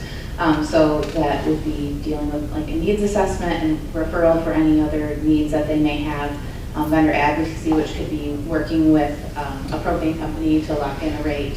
It could be enrolling in an affordable payment plan, energy education, and financial counseling. So, and this financial counseling is not just like, it's not budgeting, it's intended to be financial counseling. So recognizing we don't have a lot of funds to budget, but are there other, it's having a conversation, it's maybe a class of, are they using payday loans to get by, or it's not just like, okay, you have this much income and you have this much expenses, like obviously your expenses are exceeding your income. Okay, well, yep, good talk. It's meant to be more of a conversation, figure out what supports that they can provide. So if they are needing job training or help with resume building and that kind of thing. And that would fall more into the short and long-term case management as well.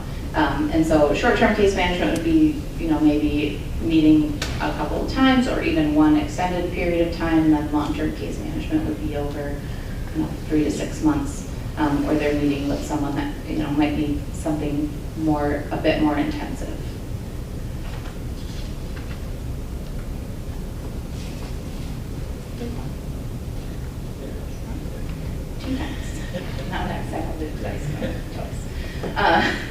So as I mentioned, MEEP hasn't stayed the same for 2 years in a row, I think, since it started. So measuring success has been challenging. We've been able to measure outputs, but we haven't been able to, do any long-term analysis. We have worked with some consulting firms in the past, or other, grantees have at kind of looking at some of those outcomes, but there's always kind of an apples to oranges situation, and we haven't been able to nail anything down. So right now we're working on measuring the success of the program. What does success look like? We're establishing an energy security metric. So that might be based on the number of payments a customer makes, or how much they contribute to their energy costs throughout the year. Using a common base for customer satisfaction tools, so we can look at what compare the grantees results to each other. analyzing program graduation rates for households that are on an affordable payment plan. Is it truly affordable? Are they able to maintain their payments? And what the drop-off rates are. And then emphasize shut-off reduction. We've really taken kind of the course is this year our motto is to emphasize shut-off reduction. And then really looking at implementing a long-term case cost-benefit analysis of all of the low-income energy assistance programs. Are we using the funds in the best, most effective and efficient way possible, considering all of the funding sources and what their constraints are. And then I think one of our goals is to increase the number of electric utilities participating in collecting LIHEAP for the meet. That's, it's not going to make the funding factor go down very much with who's kind of outstanding, but it would have a great impact to the households that are in those underserved areas.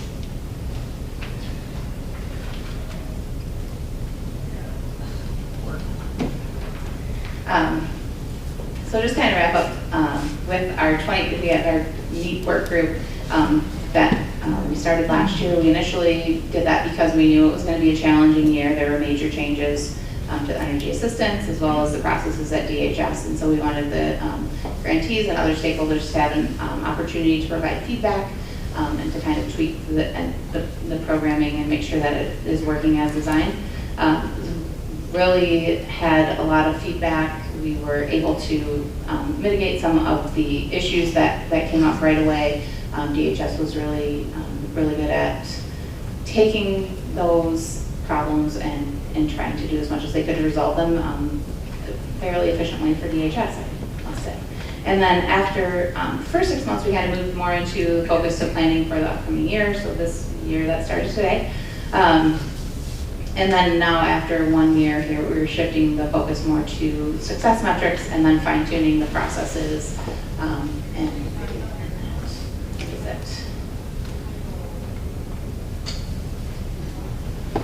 Oh, thank you, Janie. So just to go back, because I'm still struggling a little bit. Can you talk about the funding factor again? Because I feel like I understood it the first time through and then you got back to the end. I'm like, all right, make sure I see how this really fits in.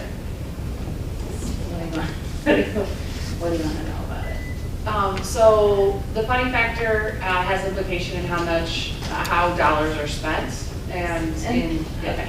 So I think it does during the crisis season primarily. So from November 1 to April 15, customers that have an opt-out utility are not eligible or cannot be shut off due to non-payment. And so they do not meet the definition of crisis at the Department of Health and Human Services. So they're not eligible for state emergency relief at that time. But we're also charged. We're also charged with sending money back to where it's being collected as well. So there's kind of this underlying, as we're looking at, where is the money going? It shouldn't be going back to those areas as much, but we're not. I mean, we're human, I think. So, yeah, go for it, please. So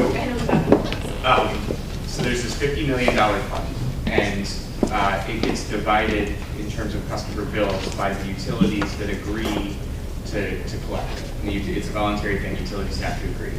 So if everybody agreed, the amount per customer bill, because you have more customers, would be lower. It wouldn't be a lot lower based at this point. It might be 90 cents instead of 92 cents a month. And that total then is $50 million that then funds the new assistance programs. If a utility doesn't agree, and so here locally, Cloverland has said, no, we're not going to participate in that. So their customers don't pay 92 cents a month to go into this fund, but they also cannot shut anybody off from November 1st to April 15th for non-payment. So that's the sort of deal. The sweetener for other utilities is that you can actually shut off during the winter months for non-payment if you're collecting this, because presumably there'd then be this MEAP funding that could help people who are in crisis, help to pay their bills and not get cut off. But the other piece is we collect it from electric companies because everybody has electricity. Doesn't matter where you are, almost everybody is connected to the grid. Not everybody gets utility service for heating, so propane customers or people for whom wood is their primary fuel source, they don't get it, but you can use the dollars collected through me for heating regardless of what the source is. So you can use it to pay for propane, for example. And you can use it for a heating customer even in an area like Cloverland here in Chippewa County, where they're not participating. They can get some money to help on heating assistance. It just doesn't obviously go to Cloverland because they're not participating. Does that help? Okay. Good. Yes, thank you. What are the reasons for a utility not to participate? Is it primarily they don't want their customers to pay, or is it primarily because they don't necessarily want their customers to pay for heating assistance when they don't provide heating? I think it varies, by utility. I think some of the cooperatives, their members vote and they don't choose to opt in, they don't want to contribute. And the follow-up question to that is, do you know how many utilities don't participate? So, I mean, I see that there's only a few counties that don't, but are there other utilities like, does Ontonagon, or is it mostly? Ontonagon does not. Mostly Yeah, so, cooperatives and municipalities that don't participate? So I have a little, it's kind of a rudimentary chart.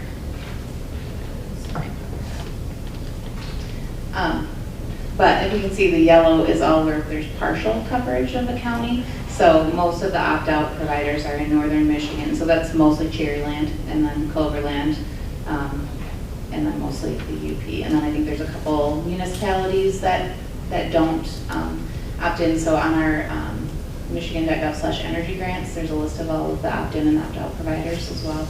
Most of the larger ones do. I think Cherryland and Cloverland are probably the biggest opt-out. And then other than that, it's pretty small.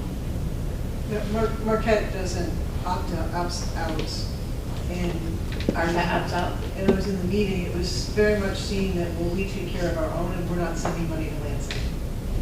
Yes. Escanaba was very similar. I think come on the heels of the energy optimization program, where we see statewide program that we're mandated to be a part of. We see about 15% of the money come back to our customers. It's similar to Marquette. We saw it all going to Detroit. Is why Escanaba opted out of it. I think if you're opting in, then this, we have to try to get the money back to the area where it was collected from. So I think it's, I understand what they're saying for sure. So I think one thing like UPCO did to, make sure that their customers are kind of included is they said, hey, how can we get involved in this affordable payment plan and make that available to our customers? So they kind of looked at it as a way to engage more customers in the program. I noticed when you had the chart way back that Line Heap was a $165 million federal grant, and it was divided up into like 3 buckets. And the weatherization bucket only had about $8 million in it. What's the criteria to determine the split between, the emergency payments and the education stuff and the weatherization piece? So I think some of it is either legislatively or administratively mandated. I don't get to make those decisions in the Department of Health and Human Services, so they are the ones that write that state plan. But weatherization does have a cap, but it's 25%. The state can allocate up to 25% for weatherization. They can allocate up to 10% for administration, and then 5% for Assurance 16 services. The rest of the breakdown is kind of up to the state. There is so in the, I think, a tax law from 1936 that created the home heating credit that says that anything that doesn't go to the other programs goes to the home heating credit. So that kind of is locking us into that. But it doesn't specify an amount. It just says whatever is left over after prices. Yeah, you would think that investing a little more in weatherization up front would reduce the amount of money going out in programs down the road. And historically, I think in the past, I'm not sure how much they put in there, so I'm hoping that we can, you know, see an increase in that too. And I think the task force and other, in our meat work group, we can, you know, start talking about that and really get people that need to hear that, to hear it. And Dan said it's a $50 million fund, but I thought I remembered seeing on the slide that there was $30 million. Is that all that was collected, or is it actually up to $50 million and there was only $30 million left for that?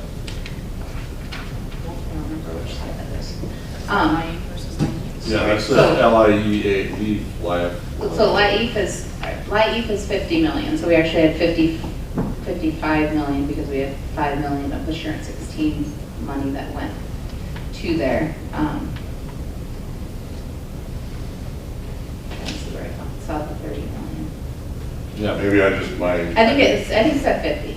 okay, well then I must have. put my You'll be able to glasses see on. when you can, because I'm trying to find a $30 million number and I don't. Were you thinking of like this, that one? That's, yeah, it's 50. Can you go back to that one up there? Oh wait, You need to go backwards?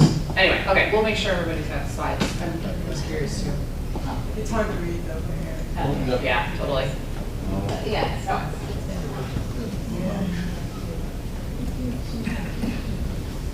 Can I ask another question? When I was digging into this for the first time a couple of years ago, one of the other things I was sad to learn about was that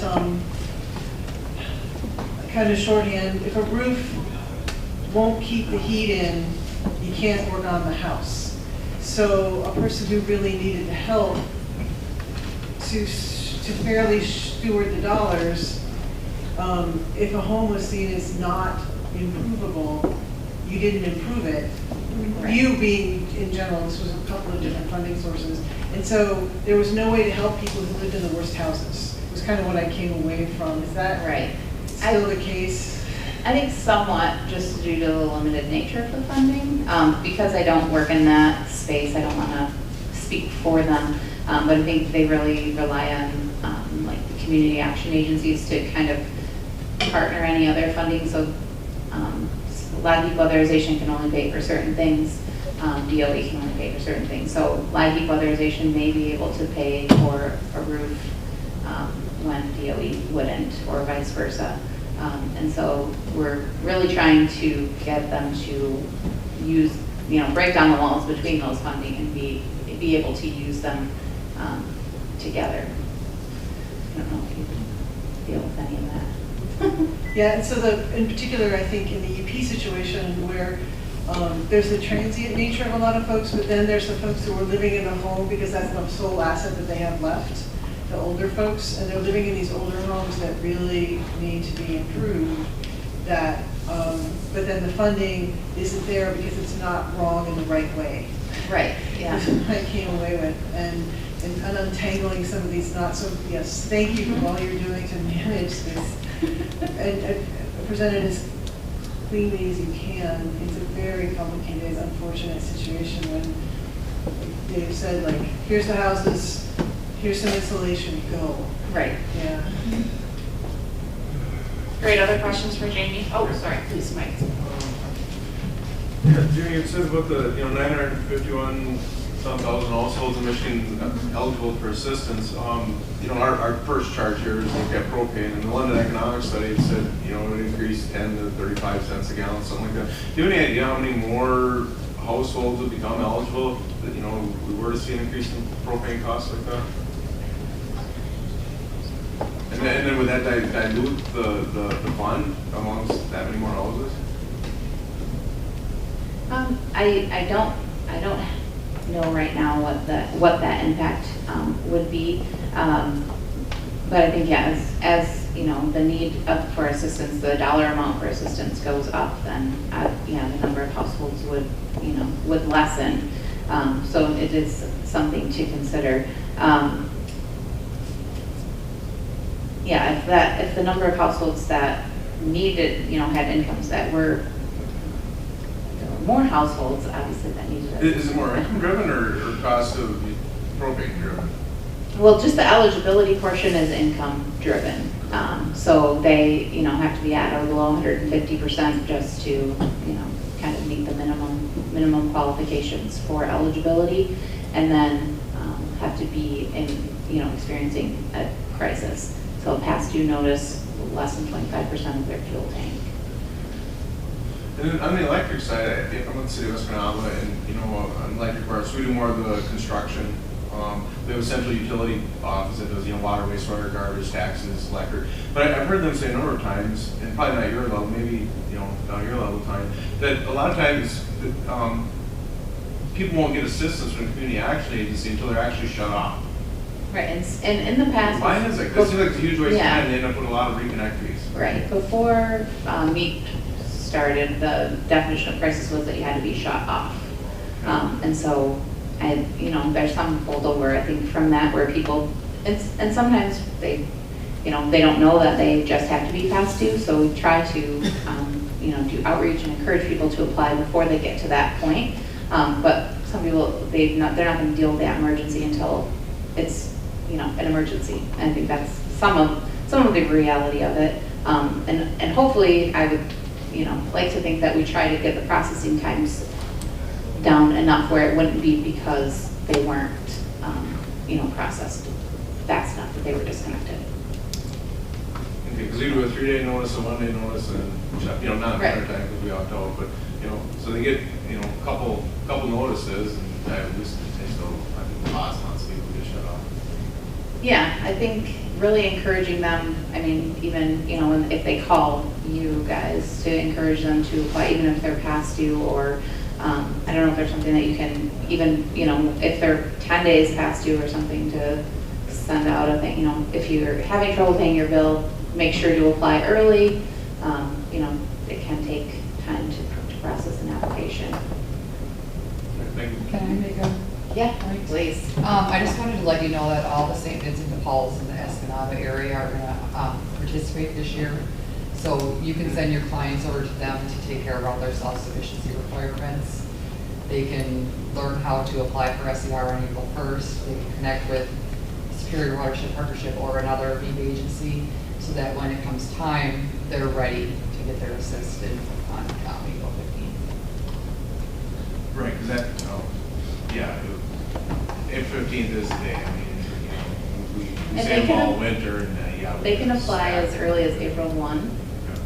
So I encourage them to do that as well, and not wait for all the other people coming in at the 15th. Great, other questions for Jamie? Thank you so much, Jamie. It's a complicated program area, and you explained it very well. And we'll make sure that the slides are certainly on the website, but then available to task force members too. So, all right, with that, we're going to take a break and come back here at 2:30. We'll start with public comments. So again, so those in the audience, look for Kimber if you're interested in filling out a public comment card, and then we'll do a working session for the task force publicly this afternoon. Good morning. Okay, so we are going to move into our listening session and public comments for the afternoon. So I've got a few cards up here, and I'll go ahead and call these folks up to speak. Some of you have been with us in the past, but for those of you that haven't, fill out a card. If you wish to speak, you can find Kimber. She'll give us the cards, and then I'll invite you up to the microphone. It's a 3-minute time limit on speaking. Don't feel like you have to use all 3, but you're welcome to use all 3. And then we also are happy to take comments through email as well. So if you feel like there's more that you wanted to add. With that, I think we'll go ahead and get started. And I've got a timer that will gently remind you when you hit 3 minutes. So thank you in advance. So first, I'd like to invite up Richard Lewis. So Richard, if you could join us at the microphone. The microphone should be on, and we are recording, so it'll be great to get your voice on the microphone. Thanks, Richard. Good afternoon. I'd like to thank you for allowing me the time to speak.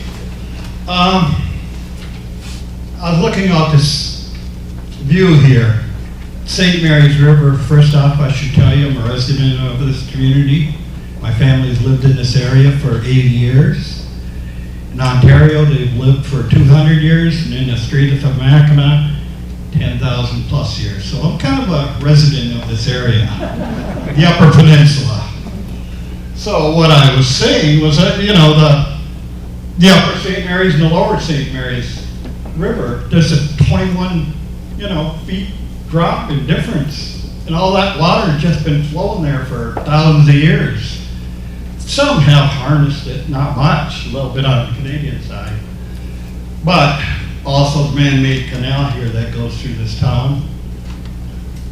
The end has 100-year-old turbines. It's kind of like my house. My house is 115 years old, but hey, you know, belonged to a lumber baron, I think. Anyways, I guess what I'm getting at, in 1992, I went to Germany.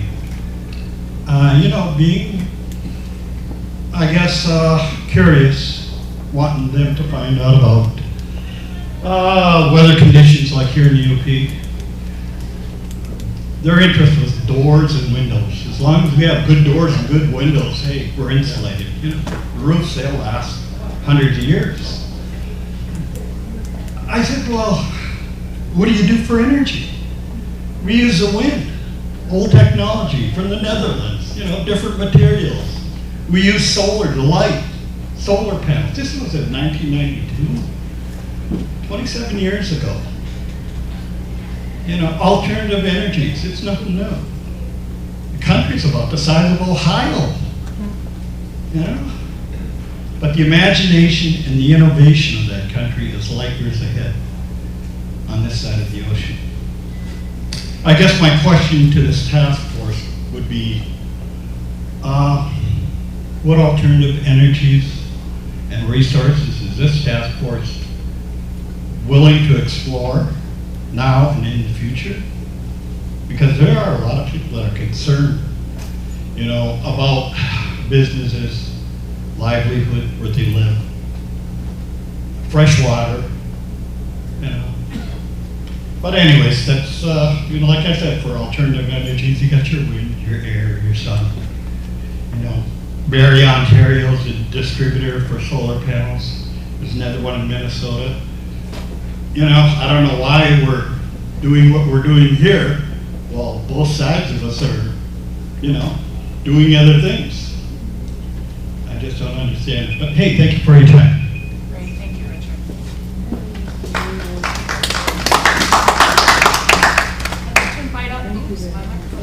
I'd like to invite up next Kathleen Rosmer, and she's also from Sault Ste. Marie.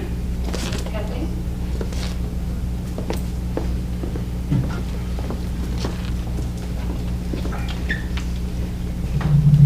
Ani bonjour. Ajde Quain Dishnikas. I am White Pelican Woman.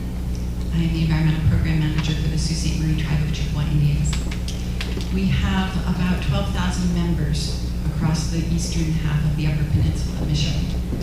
We are concerned about their health and safety, about their subsistence, and about their culture. And we see significant threats from certain energy developments in the eastern Upper Peninsula. Specifically, the pipeline at the Straits of Mackinac and across the Upper Peninsula. We're concerned, of course, about their propane supply, especially in the western end, but we feel that there have to be alternatives, that this pipeline must stop, this pipeline must go, and that the difference in what it will cost for our people to continue using propane with whatever the solutions are that are found is going to be negligible compared to the price volatilities that we expect to see in propane in the next little while. So we're not afraid of stopping that pipeline. Yeah. Thank you, Kathleen. And next, I'd like to invite up Adele Easterday from Sault Ste. Marie. Adele.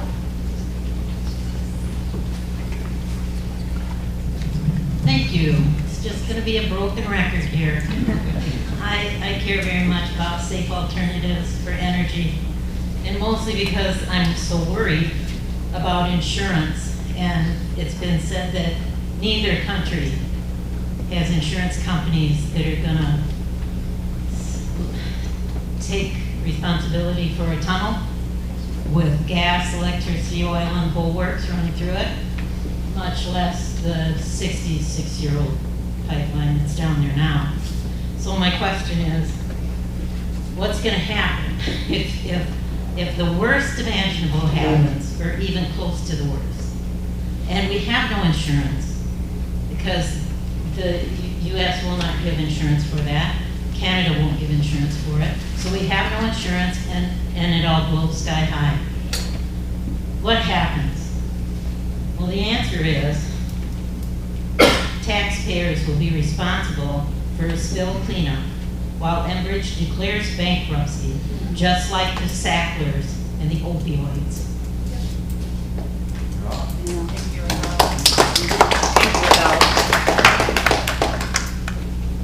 All right, now I'd like to invite up Mike Ripley. Thank you, Mike. Good afternoon, everybody. Thank you for coming to Sault Ste. Marie. I'm Mike Ripley, the Environmental Coordinator for Chippewa Resource Authority, which is comprised of 5 Native American tribes who have treaty rights in the 1836 Treaty Ceded Waters of Michigan. The very center, the geographic center of our treaty area is the Straits of Mackinac, and it also happens to be the best fishing grounds for commercial fishing in our treaty area. It's the most prolific. So Line 5 is an existential threat to our tribal fisheries, to the fisheries in that area. I'm glad that this board is looking at the issue of propane, because there's been a lot of misinformation about propane, a lot of threats from the oil company. And I should mention, I said it's an existential threat to our fishery. Green energy and renewable energy is an existential threat to oil companies, obviously, because it's going to put them out of business. But they're fighting back, and their misinformation is everywhere. They're spending millions and millions of dollars right now on misinformation on the propane issue and other issues. In general, though, I'm hoping that this board is really going to push for alternative energy, solar, wind, and other ways of heating our houses, like geothermal. That is something that's very viable in our area, and a lot of people are already doing that. That's an alternative to propane. But I don't believe the threats that Enbridge is putting out about the propane in the UP, because there are other ways, and you're finding that out in your own investigations, that this is true, that it's not going to be a huge crisis if Line 5 is shut down, and Line 5 should be shut down. The Cora tribes have a resolution calling for the removal and decommissioning of Line 5, and we are very much against a tunnel which will just push this oil through for another 100 years. We don't have 100 years of more fossil fuels. We need to get off fossil fuels now. Thank you.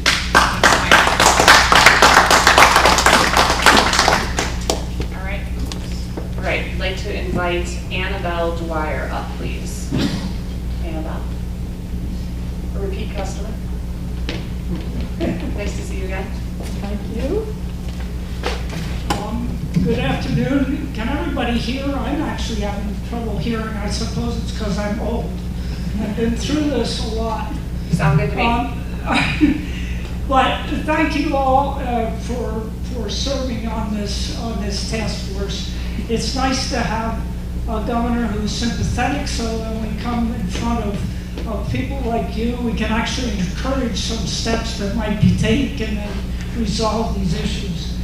I want to make 2 recommendations for you as a task force.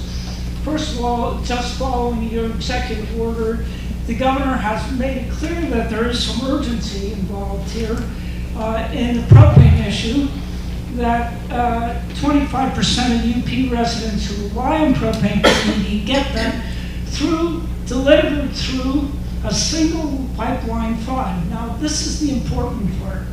Miles of which run through waters of the Great Lakes, posing an ever-present threat to these waters and all who depend on them. And a catastrophic oil spill, as we all know now, could happen anytime, and propane deliveries would be stopped. So the first step you could easily take would be to implement available alternatives to Line 5 propane now, before the winter season, or more leaks ruptures occur.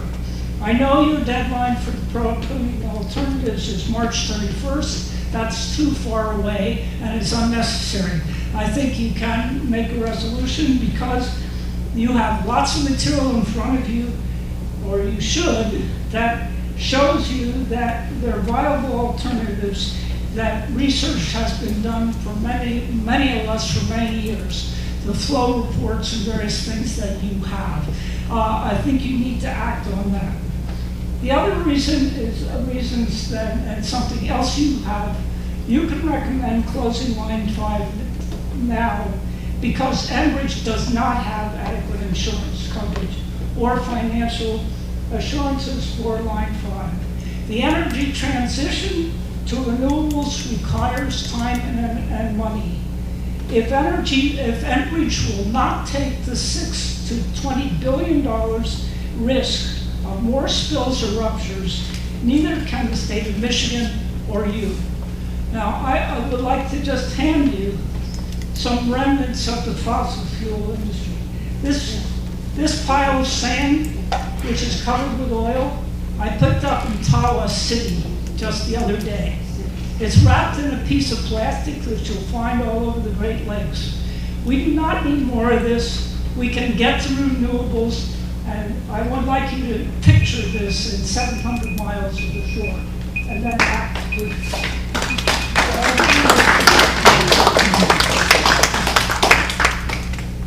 I'd like to invite up next David Dwyer.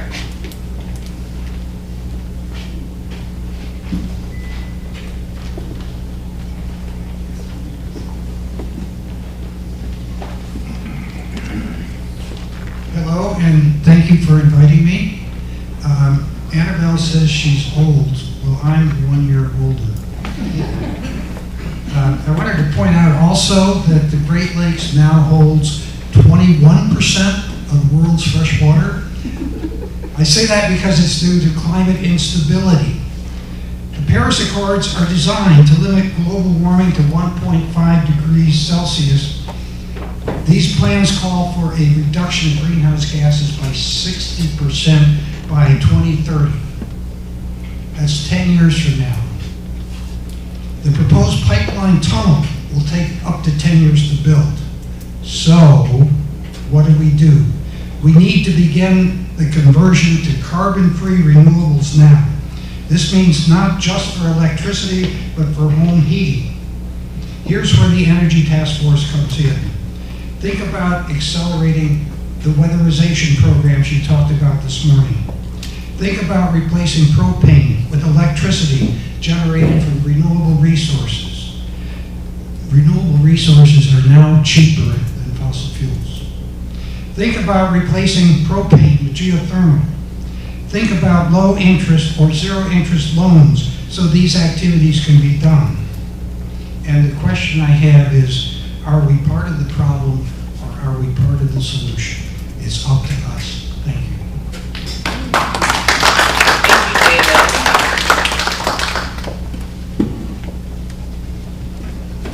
All right, next I'd like to invite up John Porslin, leader.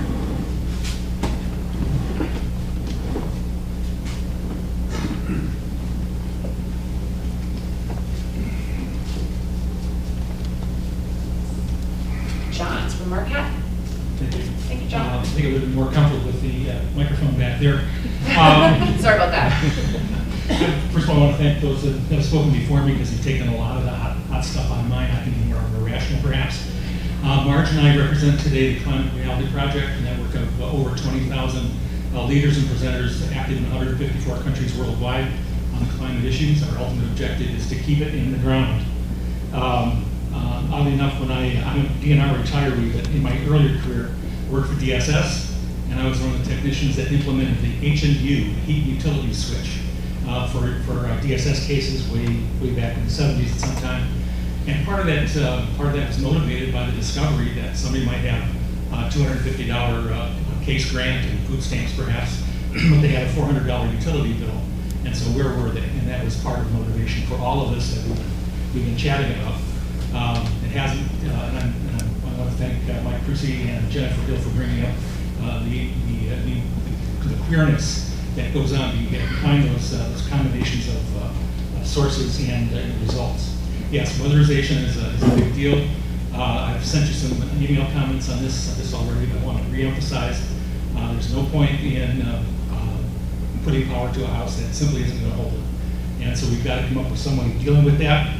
Taxpayers are the ultimate source of the federal funds that go to that and the state funds that go to that. And let me say this as a citizen and as a CR representative, that I'd be willing to pay more taxes to get that done. This is a big enough deal, this intermediate term solution that we're looking for. Enbridge claimed recently at a conference that they weren't just a gas pipeline company, they were an energy company. And so they and their fellow energy companies, they also deserve and need to have a stake in this outcome of reducing the way energy gets used. And I enjoyed the Attorney General fellow commenting as a footnote to a footnote that, he wanted to see rate cases structured so that ratepayers were encouraged to conserve. Yes, absolutely, let's do that. Until then, keep it in the ground. Thank you.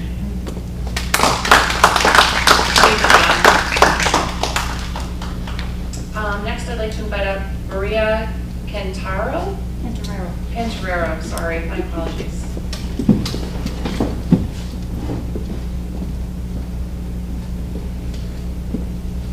Thanks for joining us, Maria. Good afternoon. Thank you all for being here and being willing to listen to us. My name is Maria Cantarero. I'm Sault Ste. Marie resident, and I wanted to keep my comments to your proposed or your objectives, and I ended up having a lot of questions, and so forgive me if I've misunderstood. But with the first objective, I wondered why there wasn't more representation from the providers in Sault Ste. Marie, and why we're not I know that this morning that you were discussing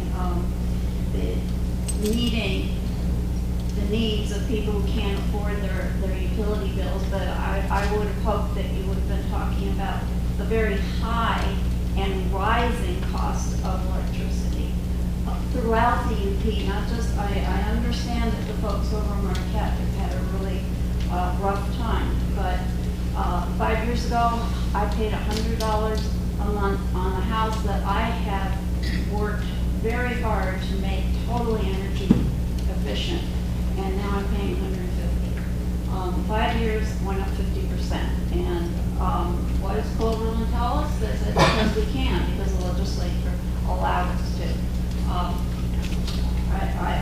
I know it was a Republican administration back then, but I'd sure like for that commission to be looked into. But talking about the whole UP and where is our electricity and our heating going to come from? Yeah, I know that there's a lot of talk about how people are going to be frozen out if we shut down Line 5. I looked at the second objective, and it was to formulate alternative solutions for the UP's energy needs. Alternative to what? Because it seemed to me, just from who you all represent, that it was alternative to Line 5 propane and find other propane sources, and I hope I'm wrong. I really hope I'm wrong, because finding other propane sources is a Band-Aid. We need to invest in things that are going to meet the energy needs of our kids and their kids, and probably ourselves down the line. This talk about tunnel and what an exorbitant cost to put in more fossil fuels seems absurd when there are solutions, and all these people have talked about them. You know, for 20 years I've worked out in Bay Mills overlooking the bay, and I saw a wind farm. I'll send you my story, but I'll tell you what, Canadians value their environment, and they chose a wind farm over Enbridge. And I hope that you will choose the environment likewise. Thank you. Thank you, Maria. Please do feel free to send things through the email too. I will. Great, thank you. Okay, next I'd like to invite up Jenny Hoffman from St. Ignace. Jenny. Hi, I am very excited to see you all here, and I'm optimistic that you are part of the transition team on our way to getting rid of fossil fuels as our primary energy source. I'm very excited as well to receive from the Citizens Utility Board of Michigan, kind of a outline of what you guys have been doing. And I, as a citizen living with my backyard behind Line 5 and my front yard looking at the straits, I find some of this kind of confusing.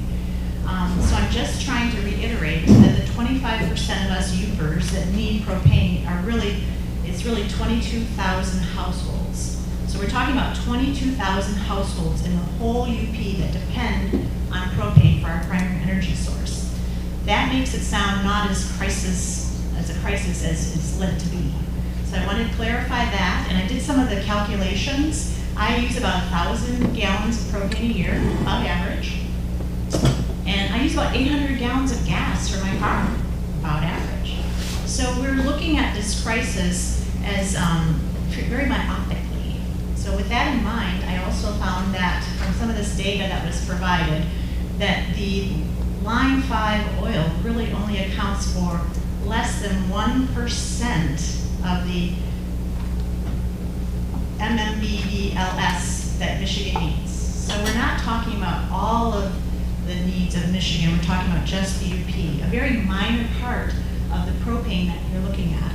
So I'm hoping that you're transitioning, thinking that we can go to some of these companies have been sending me flyers. New companies are popping up in the UP, marketing to me. They'll give me propane for less than $1 a gallon.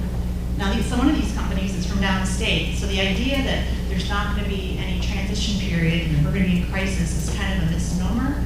So I'm hoping that maybe we can do a transition. I would be more than willing. One of your ideas I think is excellent. Increase my propane tank from 500 gallons to 1,000 gallons. That's an awesome idea.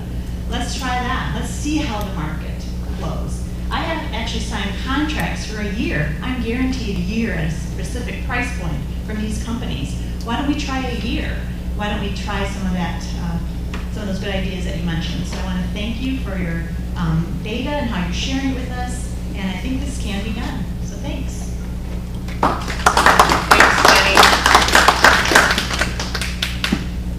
All right, and the last card I have, so if anybody else wants to speak, look for Kimber and we can do another card. The last card I have is Elizabeth Smith. So Elizabeth, if you'd like to join us, thank you. And I'm Elizabeth Smith. Yours. Thank you so very much for being here to listen to what we have to say. As my card says, I'm a resident of Denver, Colorado, actually Weaverage, Colorado. But our family homestead, we come back to all the time, and where we call home is in Brimley. And it's along Lake Superior. And no matter where we go, home is back where my mom lives. And homes is, and it's a really nice stretch, and our family owns it in a trust, so that we'll have it. I'm really concerned about Line 5. I'm really concerned about what it would do to this community if that line ruptures. And I think there is a great deal of, I think there's evidence that it is not safe, that it's old, that it may leak. This community up here depends a lot on tourism. Michigan, Upper Michigan, Northern Michigan depends a great deal on tourism. A lot of that tourism is because of our beaches, because of the beautiful water. That's the economy up here. That's important. And Line 5 threatens that. The U.S. Coast Guard has said that if there were a spill, successful recovery would be 30% of the oil in the spill. They would consider that a success, given the conditions that the spill would occur in. Oh my God. That's as well as we can do if we have a spill, and that's in the beaches and on the straits with the incredible currents that go through the straits. That's everywhere. Enbridge has a history of leaks and spills. Enbridge has a history of not following its contractual obligations when they were not bird dog or enforced.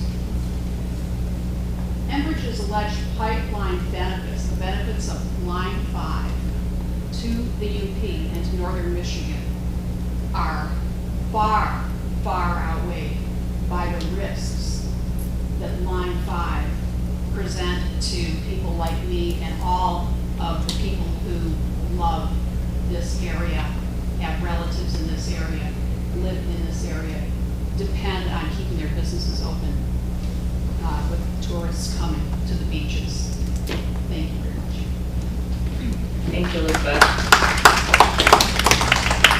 Looks like we might have one more. Yay. Megan Hess, if you would join us. We'd love to hear from you, Megan. Hello, thank you. Oops, sorry. There we go. Stand by. I can run my phone. Carry on. Good, thank you. Yes, my name is Megan Hess. I'm from Sault Ste. Marie. Super appreciate the 3 minutes that I get. We're having a very precise timekeeper, so thank you for that. I'm going to tell you a really quick story, and then maybe a couple of points. I don't know where everybody is from, but I know some of you are from the region, and if you remember last winter, it was particularly challenging. I was living in Marquette last winter, and there was a couple of times where we got over a foot, 2 feet of snow in a very short amount of time. And one of these instances, it's the one and only time I ever got stuck in my little car driving in a UP, which I feel says something about my driving record as someone who's lived here my entire life. Got stuck, and immediately 6 neighbors, some of whom I didn't even know, came out of their houses or finished shoveling theirs and walked over to help me. I had 2 kids in the car trying to go to school. One neighbor brought a shovel, one neighbor brought his snowblower, one neighbor brought a broomstick, because why not? Give it a try. And eventually it was one neighbor who got his tow strap and used his truck to pull me out. And I tell you this story because there's 2 points I want to make. One is that people living in the UP care about each other deeply, care about community deeply. We care less about London-based hedge funds. We care less about foreign oil companies than we do about community. It's very, very important to us. The other reason I tell you this story is that Native people here and white working class people here are incredibly creative and bring a lot of ingenuity to the table. See the broomstick example.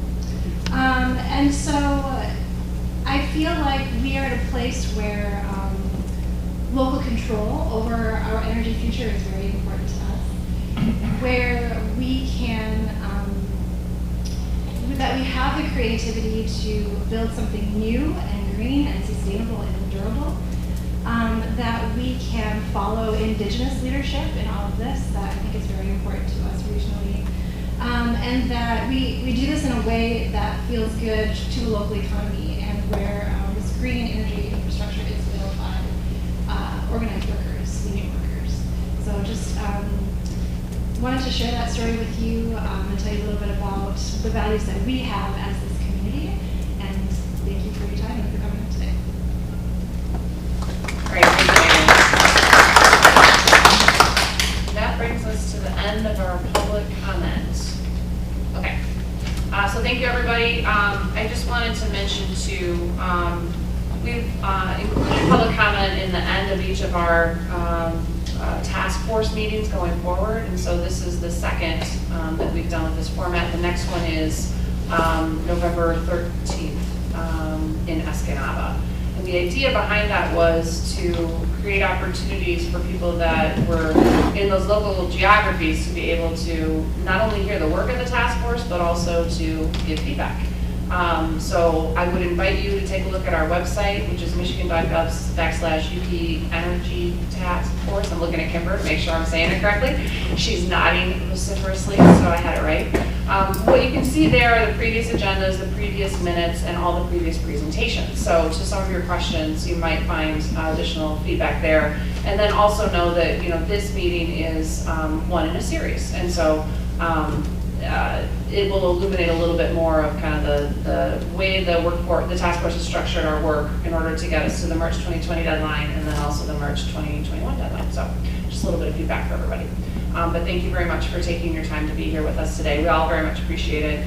And we'll get into a little bit more in the workforce or the work section of what we're doing. But there's definitely more comments for all of you as well on the task force. Okay, so with that, I'd like to move us over to the working session of our agenda today.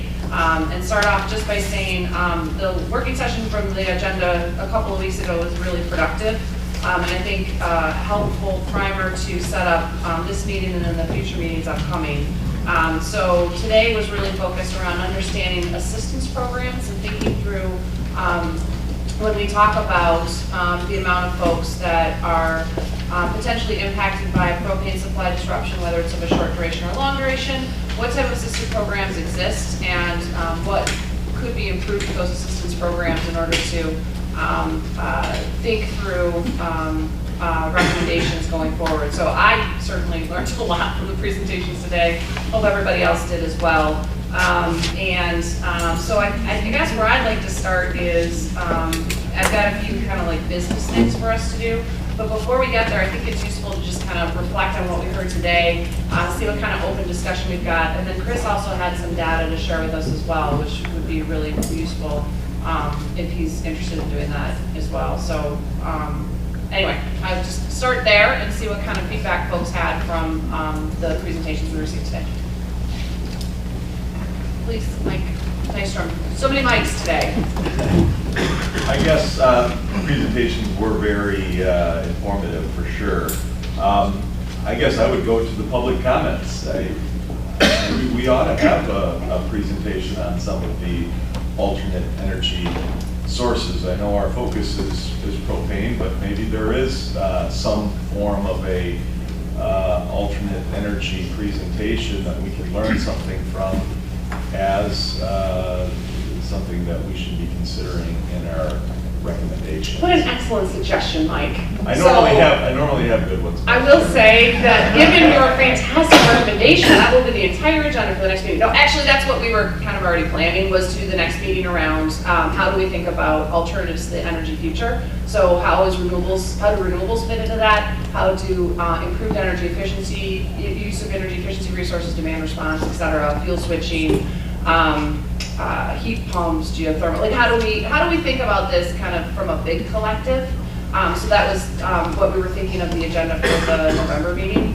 So I think it'll fit together really nicely. So. And then the only other thing that I would say is from the earlier presentations, that's a lot to take in one short period of time. I'm not suggesting that we redo it, but I think it's a challenge for us to try to figure out how do we find efficiencies in those 3 45-minute conversations. I think that is an ultimate outcome for us that we should be looking for. It sounds like, based on our last presentation, that they are already looking internally, which was great to hear from state government, that they're already looking internally at improvements from year to year. But I think that we would want to find some efficiencies. I know, Mike, you've suggested it a couple times that one of our recommendations that I saw too, and Mike and I talked about it at lunch in St. Ignace, was that we shouldn't have shutdowns happen and then 5 days later we start it back up again. We should figure out a way that we never have shutdowns if a local assistance program is going to start it back up again. And so those type of efficiencies are certainly things that are low-hanging fruit for us to look at. But I think the last thing that I'll say, Madam Chairman, and then I'll pass the microphone along, is that I think some folks that come here and speak publicly misunderstand. We are only task group offering recommendations. We cannot stop line 5 tomorrow with an edict from the UP Energy Task Force. We cannot do these type of things. We are not empowered that way. We can only give recommendations to local agencies, our legislature, our governor, so on and so forth. We're looking at this solely for as many good recommendations as possible. Great, thanks, Mike. I think that's a good characterization. Other comments? Please, Mike. Yeah, a lot of these comments are, in the vein of, renewable energy in UP. There's been projects, proposed in the UP that have been denied. I mean, there was a wind farm proposed up in Bergen County that the developer ultimately pulled out. There's a 125 megawatt solar facility in Delta County, Escanaba Township. they've been punting that football all summer. There's a meeting tonight. There's a huge landowner dispute going on up there between the haves and the have-nots, and who's going to benefit and who doesn't want to look at the solar panels. I mean, it's just a mess. I mean, and gardens. I mean, they put up some windmills. That's been fought and talked about for the day they put them up. So, I mean, things are trying to happen. It's just there's resistance to some of these renewable projects that are trying to happen.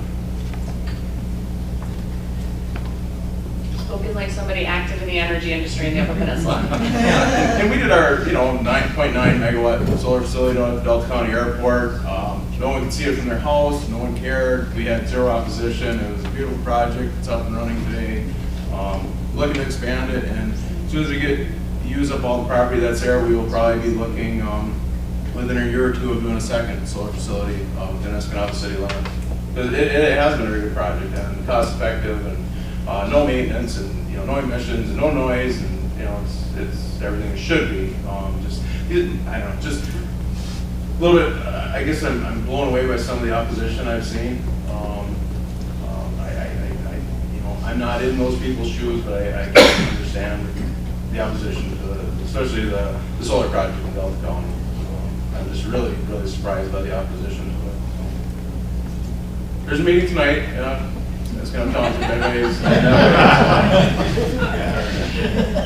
Thanks, Mike. Other comments? Madam Chair, if I may. Yes, please, Tony. Had some great presentations this morning, but one of the things that I took away from it is that you almost need a coach to help you through that. If you're somebody that's income limited, or one of the Alice people, and by the way, Alice across the state of Michigan, from my recollection, is 46 to 48% statewide, not just in one region of the eastern UP area. But if you're an Alice person and you're somebody that means you're employed, but yeah, you still need some help with your heating bills or electrical bills. It seems like with all the information we got this morning, you almost need a coach to navigate that system through there. And I hope that these people are working together, but I'm not sure that they are. There's so many different systems that are funded by state and federal level. Again, I hope that they are working together, but it seems a little bit confusing as far as if there's somebody that's income limited, how do they know how to navigate this system? How do they know that that's out there for them? I know there's St. Vincent Paul, there's the 3 or 4 that we heard from this morning. So my concern would be, how do they get that information? Is that given to people? Fortunately, I'm not in that boat where I'm income limited and need assistance, but I've helped people that need assistance before. I didn't know those resources were out there today. So I didn't really have a question, just a comment. I had a similar takeaway. Yes, Tanya. I have been wondering, and Chris, and I had hoped to corner you at lunch, but you eluded me. I would really like to hear your view of the low-income programs for propane. How well they work, what issues you run into, or what you see as a provider, which is a different perspective, right, than the folks who are, working with customers and trying to help them. I'm curious how those programs look to you, and do you have recommendations for how they can work better in your industry? Because so many of these things that are in place aren't necessarily well structured for propane. I was actually just talking to my office girls the other day about that, and I'm not sure of all the entities that they deal with. I haven't actually had one complaint from them. I think they have a really good working relationship with all the assistants, all the different assistance departments, but I can bring that question up to them and ask them. But I do know going from the 10% to the 25% before they could get help, that has been a huge benefit for us, and it seems as though that people that are low and need the assistance, I mean, it's been happening within 1 or 2 days, so I mean, it's not, as far as I know, I think it's been working pretty good.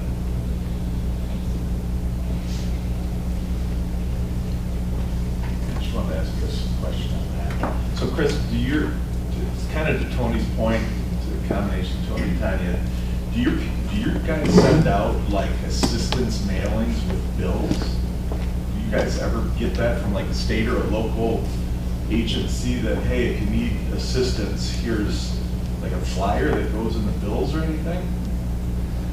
No, basically kind of what we do is, our company is quite personal with our customers, so my office girls know the ones that if they are having trouble paying their bill, we'll contact them personally and give them a list of places they can call for assistance.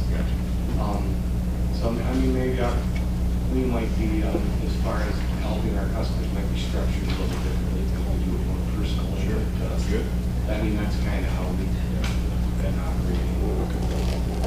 Chris, do you have any idea, like, how many customers you would have in that category? Like, is it a couple of people here and there, or, you know, I just, no number specifically, but just like, but I could get you some. okay, I'm just curious if it's like a lot of your customers, or like just, you know, once in a while? Off the top of my head, I'd probably say maybe between 200 and 500.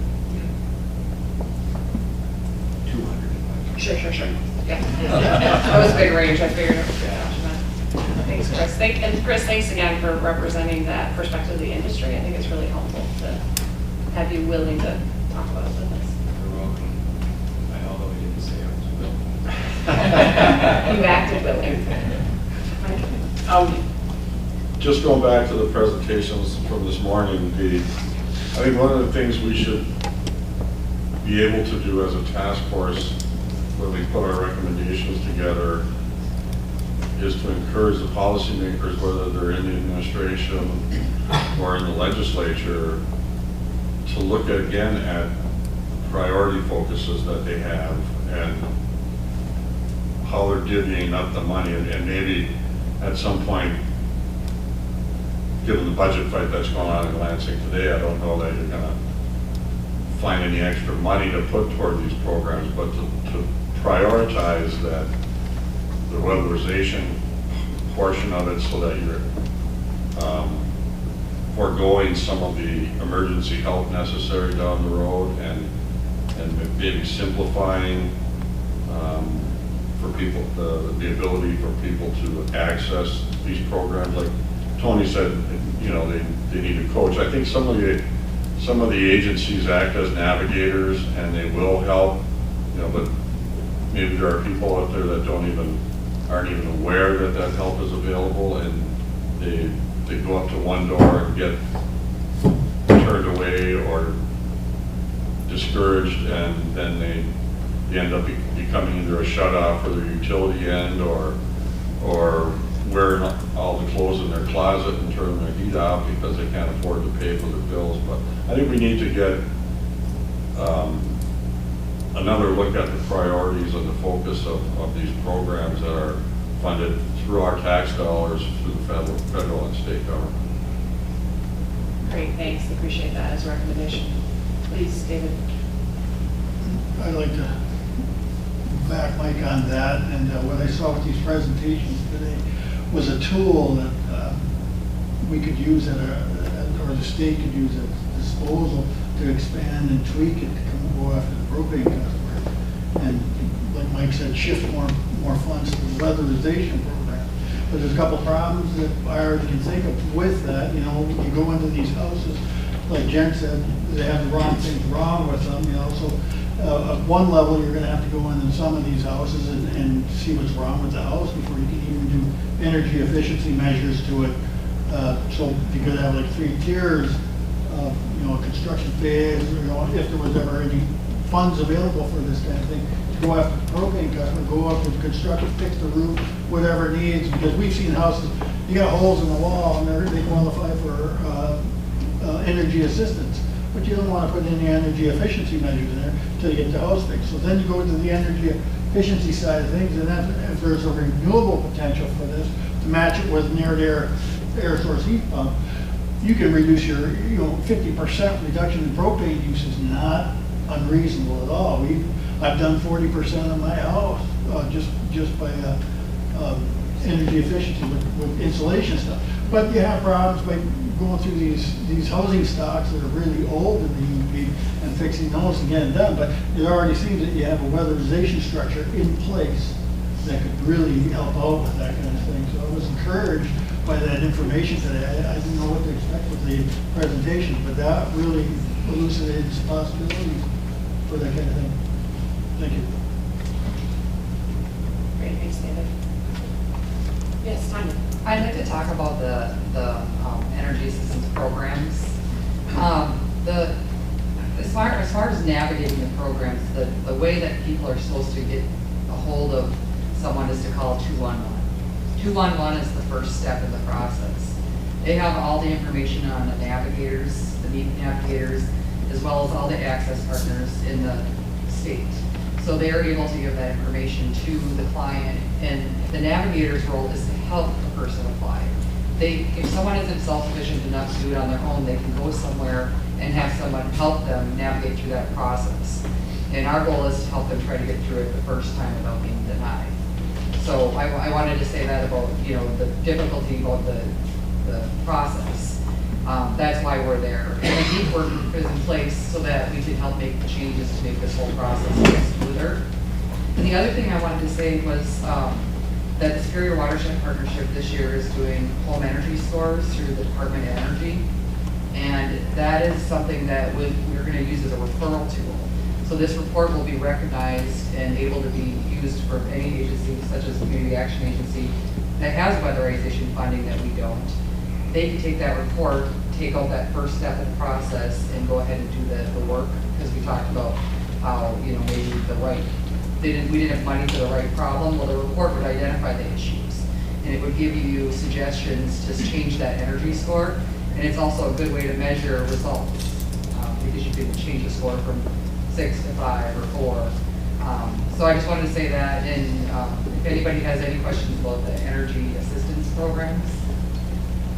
Can I ask you a question? Sure. Because I always have a question. Sure. Okay, so 211, so you call the 211 system, and then the 211 system directs the client to the community resource, like the Superior Watershed Partnership, who would then help that person through the process? Correct. So what does that look like to the person who calls? Like, I can't imagine you've got people sitting around answering phones all day. They do. They do? They're a call center. Okay. It's through UpCat. Okay, so literally somebody calls in and they can have help right away? Yes. So 211, you can go to 211.org, you can do it online, or you can call 211. And they're gonna ask you screening questions to find out the answer.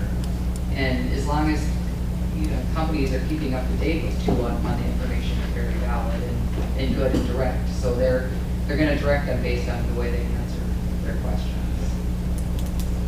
Cool, thank you. Other discussion points? Sorry. Oh, Chris, thank you. Thank you, Madam Chair.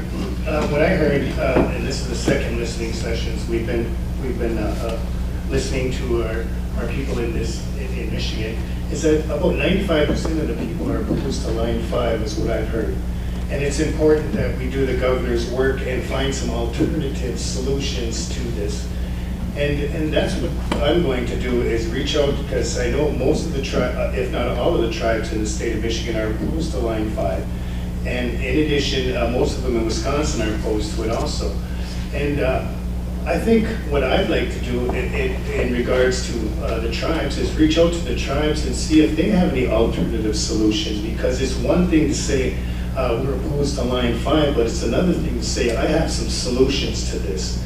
And so that's going to be my task, is going to United Tribes here in a couple of days on Mackinac Island and discuss that with those tribes and see what possible solutions or alternatives they can come up with too, because I think the more people that come up with a solution and the more people that are thinking about this, the better off we are.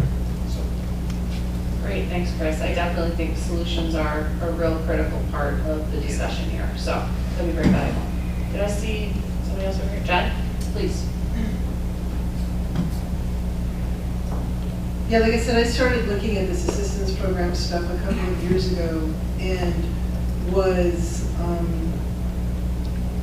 it is very frustrating to see the limits that are put on the money when you look at what the need is. It just, somebody had a thought about how to be a good steward, but then when it comes to the ground, it doesn't necessarily get translated. And so how to have accountability in the system that also, and I think by having those metrics, that was the first time I heard about those measurement metrics about that the MEAT group was working on. I thought that was a really interesting way of looking at the scope of the problem.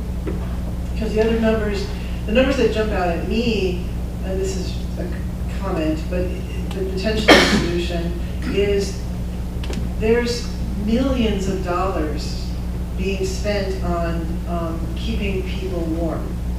And it's going through these steps, but it's literally, I mean, how much money, Tanya, did you guys give out in 2018 roughly? 20. Yeah. $2.9 million, and that's primarily in the UP, right? All the UP. Yeah, so that's just in the UP. $2.9 million is this how we would want to spend the money? Like, how else could we, and we've built this system to make it happen. There are tools in the toolkit. You can't grow out this entirely, but if we're going to put $2.9 million to work, how would we do that? That number just keeps getting bigger. That number used to be smaller from what I remember a couple of years ago. That's one comment, and then I am really also interested in the tribes piece. I really appreciate that there's that perspective, and I also wondered, are there assistance programs in the tribes that are different? That question kept coming up to me today. Yes, there are, and I was going to touch on that a little bit too, and I was going to grab the mic from Mike. We have a community assistance program, and one of the objectives of the community assistance program on an annual, every time somebody comes in, we ask them what their energy needs are. So we have an ongoing list of all of our tribal members when they come in, what kind of heat they use, and if they're propane, what we do is we try to get a big order in all at one time. So we're able to put the big order in at one time, and we work with our local propane people, and they give us a reduced rate. So, and I was thinking, why don't other communities or local townships or villages do that, where they maybe call 211, or I don't know how you guys do it, but I mean, at the Lance Indian Reservation, we've got 1,100 people that live on or near the reservation, and we deal with them on a daily basis, because there's a lot of community assistance programs that we have there. LIHEAP is one of them. A lot of them come in for LIHEAP.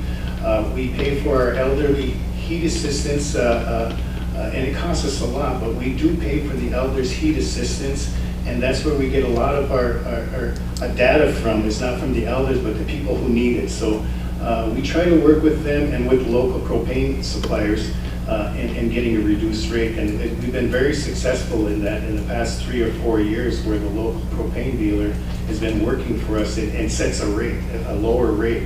Because I think what he does is he goes out and buys it early on and stores it somewhere. And that's what I was thinking. I mean, we got a number of mines in the UP. Why can't we store some of this propane in some of these? I don't know how they store it, but I hear that it's stored underground. So there are, if you think out of the box, so to speak, I think there are ways. And I always go back to that guy from Hancock who had that comment. That I think he was the Hancock mayor, who said they are going to be totally off the grid within a number of years. And I sat up in my chair and I said, my God, how are you going to do that? But and if he comes up with a solution, share it with us, and the rest of us in the UP can get off the grid also. I hope that answered your question. Yeah. Other comments? All right, well, another good, useful conversation. I appreciate it. There's been a lot of themes, I think, through the course of the last few sessions where we're going to try to pull together presenters for the next session in November to talk a bit about if there were an alternate system, what would that look like for propane users? So how do you think that through? And talk about what sort of resources there might be out there. We also have had some conversations about making sure the transportation component is included here. And so we have Director Ajabai, who wasn't able to be here today. He was with us in Hancock, but making sure that we really understand if there were a supply disruption and need for more trucks, like what sort of challenges might there be there, and are there any recommendations that need to come out of this group? So something else just to kind of flag for you as we think through how do we pull together presenters for the November date. So please also feel free to reach out if there's other things that you think about after this that didn't really come up today. Feel free to reach out and kind of share with us what you'd like to make sure that we have an opportunity here. So our next meeting on the 13th, November 13th, one of the things we'd like to do with that as well is tour of the river facility. So to Chris's point, it'd be great to have a chance to see a facility. I have heard from a variety of my friends in the energy industry there's not a ton to look at, but I still think that it's always helpful to get on site and really understand what might be available. So I think Commissioner Scripps is going to reach out and see if he can set that up. We were thinking that we'd try to do that the morning of the 13th and then maybe start our presentation sessions just a little bit later that morning, but then still do, a chunk of presentations as well as a listening session in Escanaba. So that's the attempt, continue to hold the 13th, and we'll try to figure out how the timelines work together and get more information to all of you. If that sounds good, is that something folks are interested in? Yes. Yes, great. Okay, so we'll work on that. In the meantime, I also wanted to mention that you should have received information on your state email accounts. So those have all been set up. If you've got concerns, if we've messed anything up, feel free to reach out and we'll try to resolve as quickly as possible. That'll be a great way for us to share with you any written comments that we receive and then other types of communication and any deliberations or any discussions that the task force members would have, should happen on that state email. So that just protects all of you in private industry from dealing with FOIA on your private industry accounts. So please make sure you're thinking about that and being conscientious about that. So hopefully that's a good resource to all of you. So I think that's all that I had in my list of things I wanted to touch base on. Oh, Chris, sorry, data. Yes, the EIA data, but another thing I wanted to tell you is my secretary got back with me. And in 2019, there was 80 people that got assistance. In 2018, there was roughly 100. In 17, there was over 200. But our 12-month budget program has increased by almost exactly the same amounts. So they're taking advantage of the budget program to split their usage payment, up to 12 months. So that's super interesting. Your team is very fast. Yeah, Thank you. And that's so that would be 80 last meeting season got assistance, and that's out of 6,500. Very interesting. Thank you. Yeah, I was surprised too, actually. So yeah, the last time someone had made a comment about EIA data and average cost per program and UP being priced above everybody else, but anyway, I'm sure everybody's familiar with EIA's website. You can go on there. It's actually kind of, you really got to update. So then you can take us through whatever. But so on the EIA website, January of 2019, the Western UP, the average cost was $1.49 to $1.64. In May 2019, Western UP average cost was $1.20 to $1.39. January 2019, Northeast Minnesota average cost $1.53 to $1.79. And March, which would still be in the heating season, and this is in Wisconsin, the average was $1.54 to $1.80. And in 2019, the EIA's average in the United States was $2.40 again. So roughly, the Upper Peninsula would be 23 cents below Minnesota, 24 cents below Wisconsin, and way under the national average. So that's what I thought. Yeah, thanks, I appreciate that. One of the things that I've been sort of toying with over the last few weeks is how do we get better data in front of us? And, you know, honestly, one of the things I wrote down this morning was, you know, can somebody from EAA come and talk?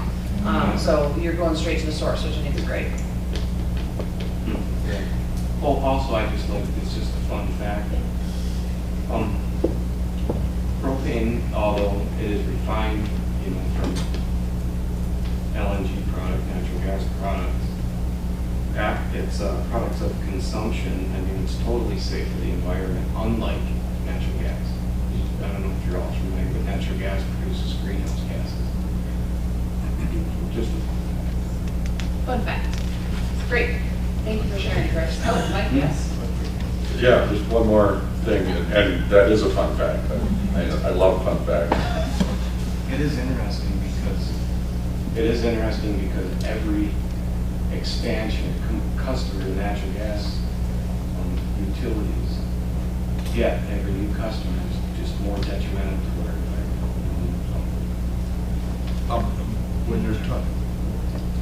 When you're talking about the people coming next meeting for alternatives, I think one of the things we need to get from them, or from some of the people that have been coming to our meetings and speaking up, is going back to Mike's discussion on the alternative energy proposals that have been shot down either by local voters or by planning commissions or zoning commissions or county boards or whatever. How do we educate people that, you know, a solar project isn't going to contaminate their water, as some people in Escanaba Township have been led to believe in? That windmills aren't going to cause cancer, and the noise, you know, especially if they're segregated and operating efficiently, that these alternative energies are a long-term solution, and people are getting very emotional and reacting emotionally to information that isn't correct, and then we're missing out on these opportunities to have that alternative energy supply so that people can see that it is cost competitive and it is cleaner for our planet. But we need to have some way to, and I don't know if that's the government's role, or if it's the industry's role, or if it's the advocate's role, but we need to have some education that gets out to the general public so that they understand a little better why these projects are good for their communities and good for the environment. Yeah, I couldn't agree more, and I think that a large amount of my time in my current capacity is spent purely communicating and trying to help do everything that we can to, you know, kind of inform the folks, or as I call them, our 10 million bosses. And I think that's another great example of work that needs to happen to inform our 10 million bosses. So, it's a great point. Yeah, Mike, please. Oh, sorry, did I see? Oh, Mike and Mike. All three Mikes. Both times too. I was just going to add to what Mr. Prusi said there. Right now, the UP is beautifully set up for renewables. You know, the renewables is sun down to shine, wind doesn't always blow. But with the UMERC and the Marquette rice units that can ramp up and down, and it's just perfectly set up for renewables, so they can, you know, they have high ramp rates, they can react in time for reliability needs if, you know, the wind dies or whatever. So it's like I said, I'm repeating myself, I know, but it's just really surprising to me, the opposition I'm seeing in South County right now. I know in my area, we did have that wind farm coming through. And we did a feasibility study, not only a feasibility study, but a wind study. And based on our wind study and our solar studies, we determined that solar was far more feasible than wind in that particular area. And so what we did is we educated the local community. We went to the Lawns Public Schools. We went to the local gyms. We had 3 different education forums informing our constituents about, you know, the goods and the bads of the winds and the solars, and let them make the decision themselves. So, I mean, it was up to the voters in Baraga County that carried the day, you know, so and I think education is important. So if you talk about, you know, let them know what, just be transparent about it. That's what we did, and, you know, at the end of the day, they heard what we had to say, and I think wind farms didn't make it, so. And there are other factors that were there too in regards to the wind farms too. If it wasn't for the subsidies, I don't think the wind farms would have been where we're at, so. Well, we'll definitely get a presenter for the next session. Mike, did you have a comment? I wanted to say to Chris, as one of the private industry representatives here, you've done a great job. I wouldn't want to be in the hot seat like you must feel like you are regularly, and you've done just a wonderful job of being transparent, giving us good information, and so I wanted to say thank you. As a point, Madam Chair, were we also considering having a consultant? Because it seems like we talk in these working sessions about a lot of recommendations, and I'm sure staff is taking great notes, but if we're going to have a consultant help us develop our recommendations report, I just am wondering when potentially we might have them, because having them understand the context of the conversation is also important. I think started the last session, so they've been with us. Oh, So yeah. There's somebody here now? Nope, they've been listening in, and everything's been recorded, and so they were participating before the last session, so sorry, we talked about it at Hancock. Okay. So yes, public sector's joined us. Okay, all right. So. I didn't see anyone else on the phone. I just saw the one participant get announced this morning. So. Yep, so, I mean, we're connected with them and making sure they're involved. Thank you. So, yep, good point. All right, I think we've come to our end, folks. Thanks again, everybody. Thank you to those of you who participated in the audience, and we'll see you November 13th and continue sooner. Thank you very much.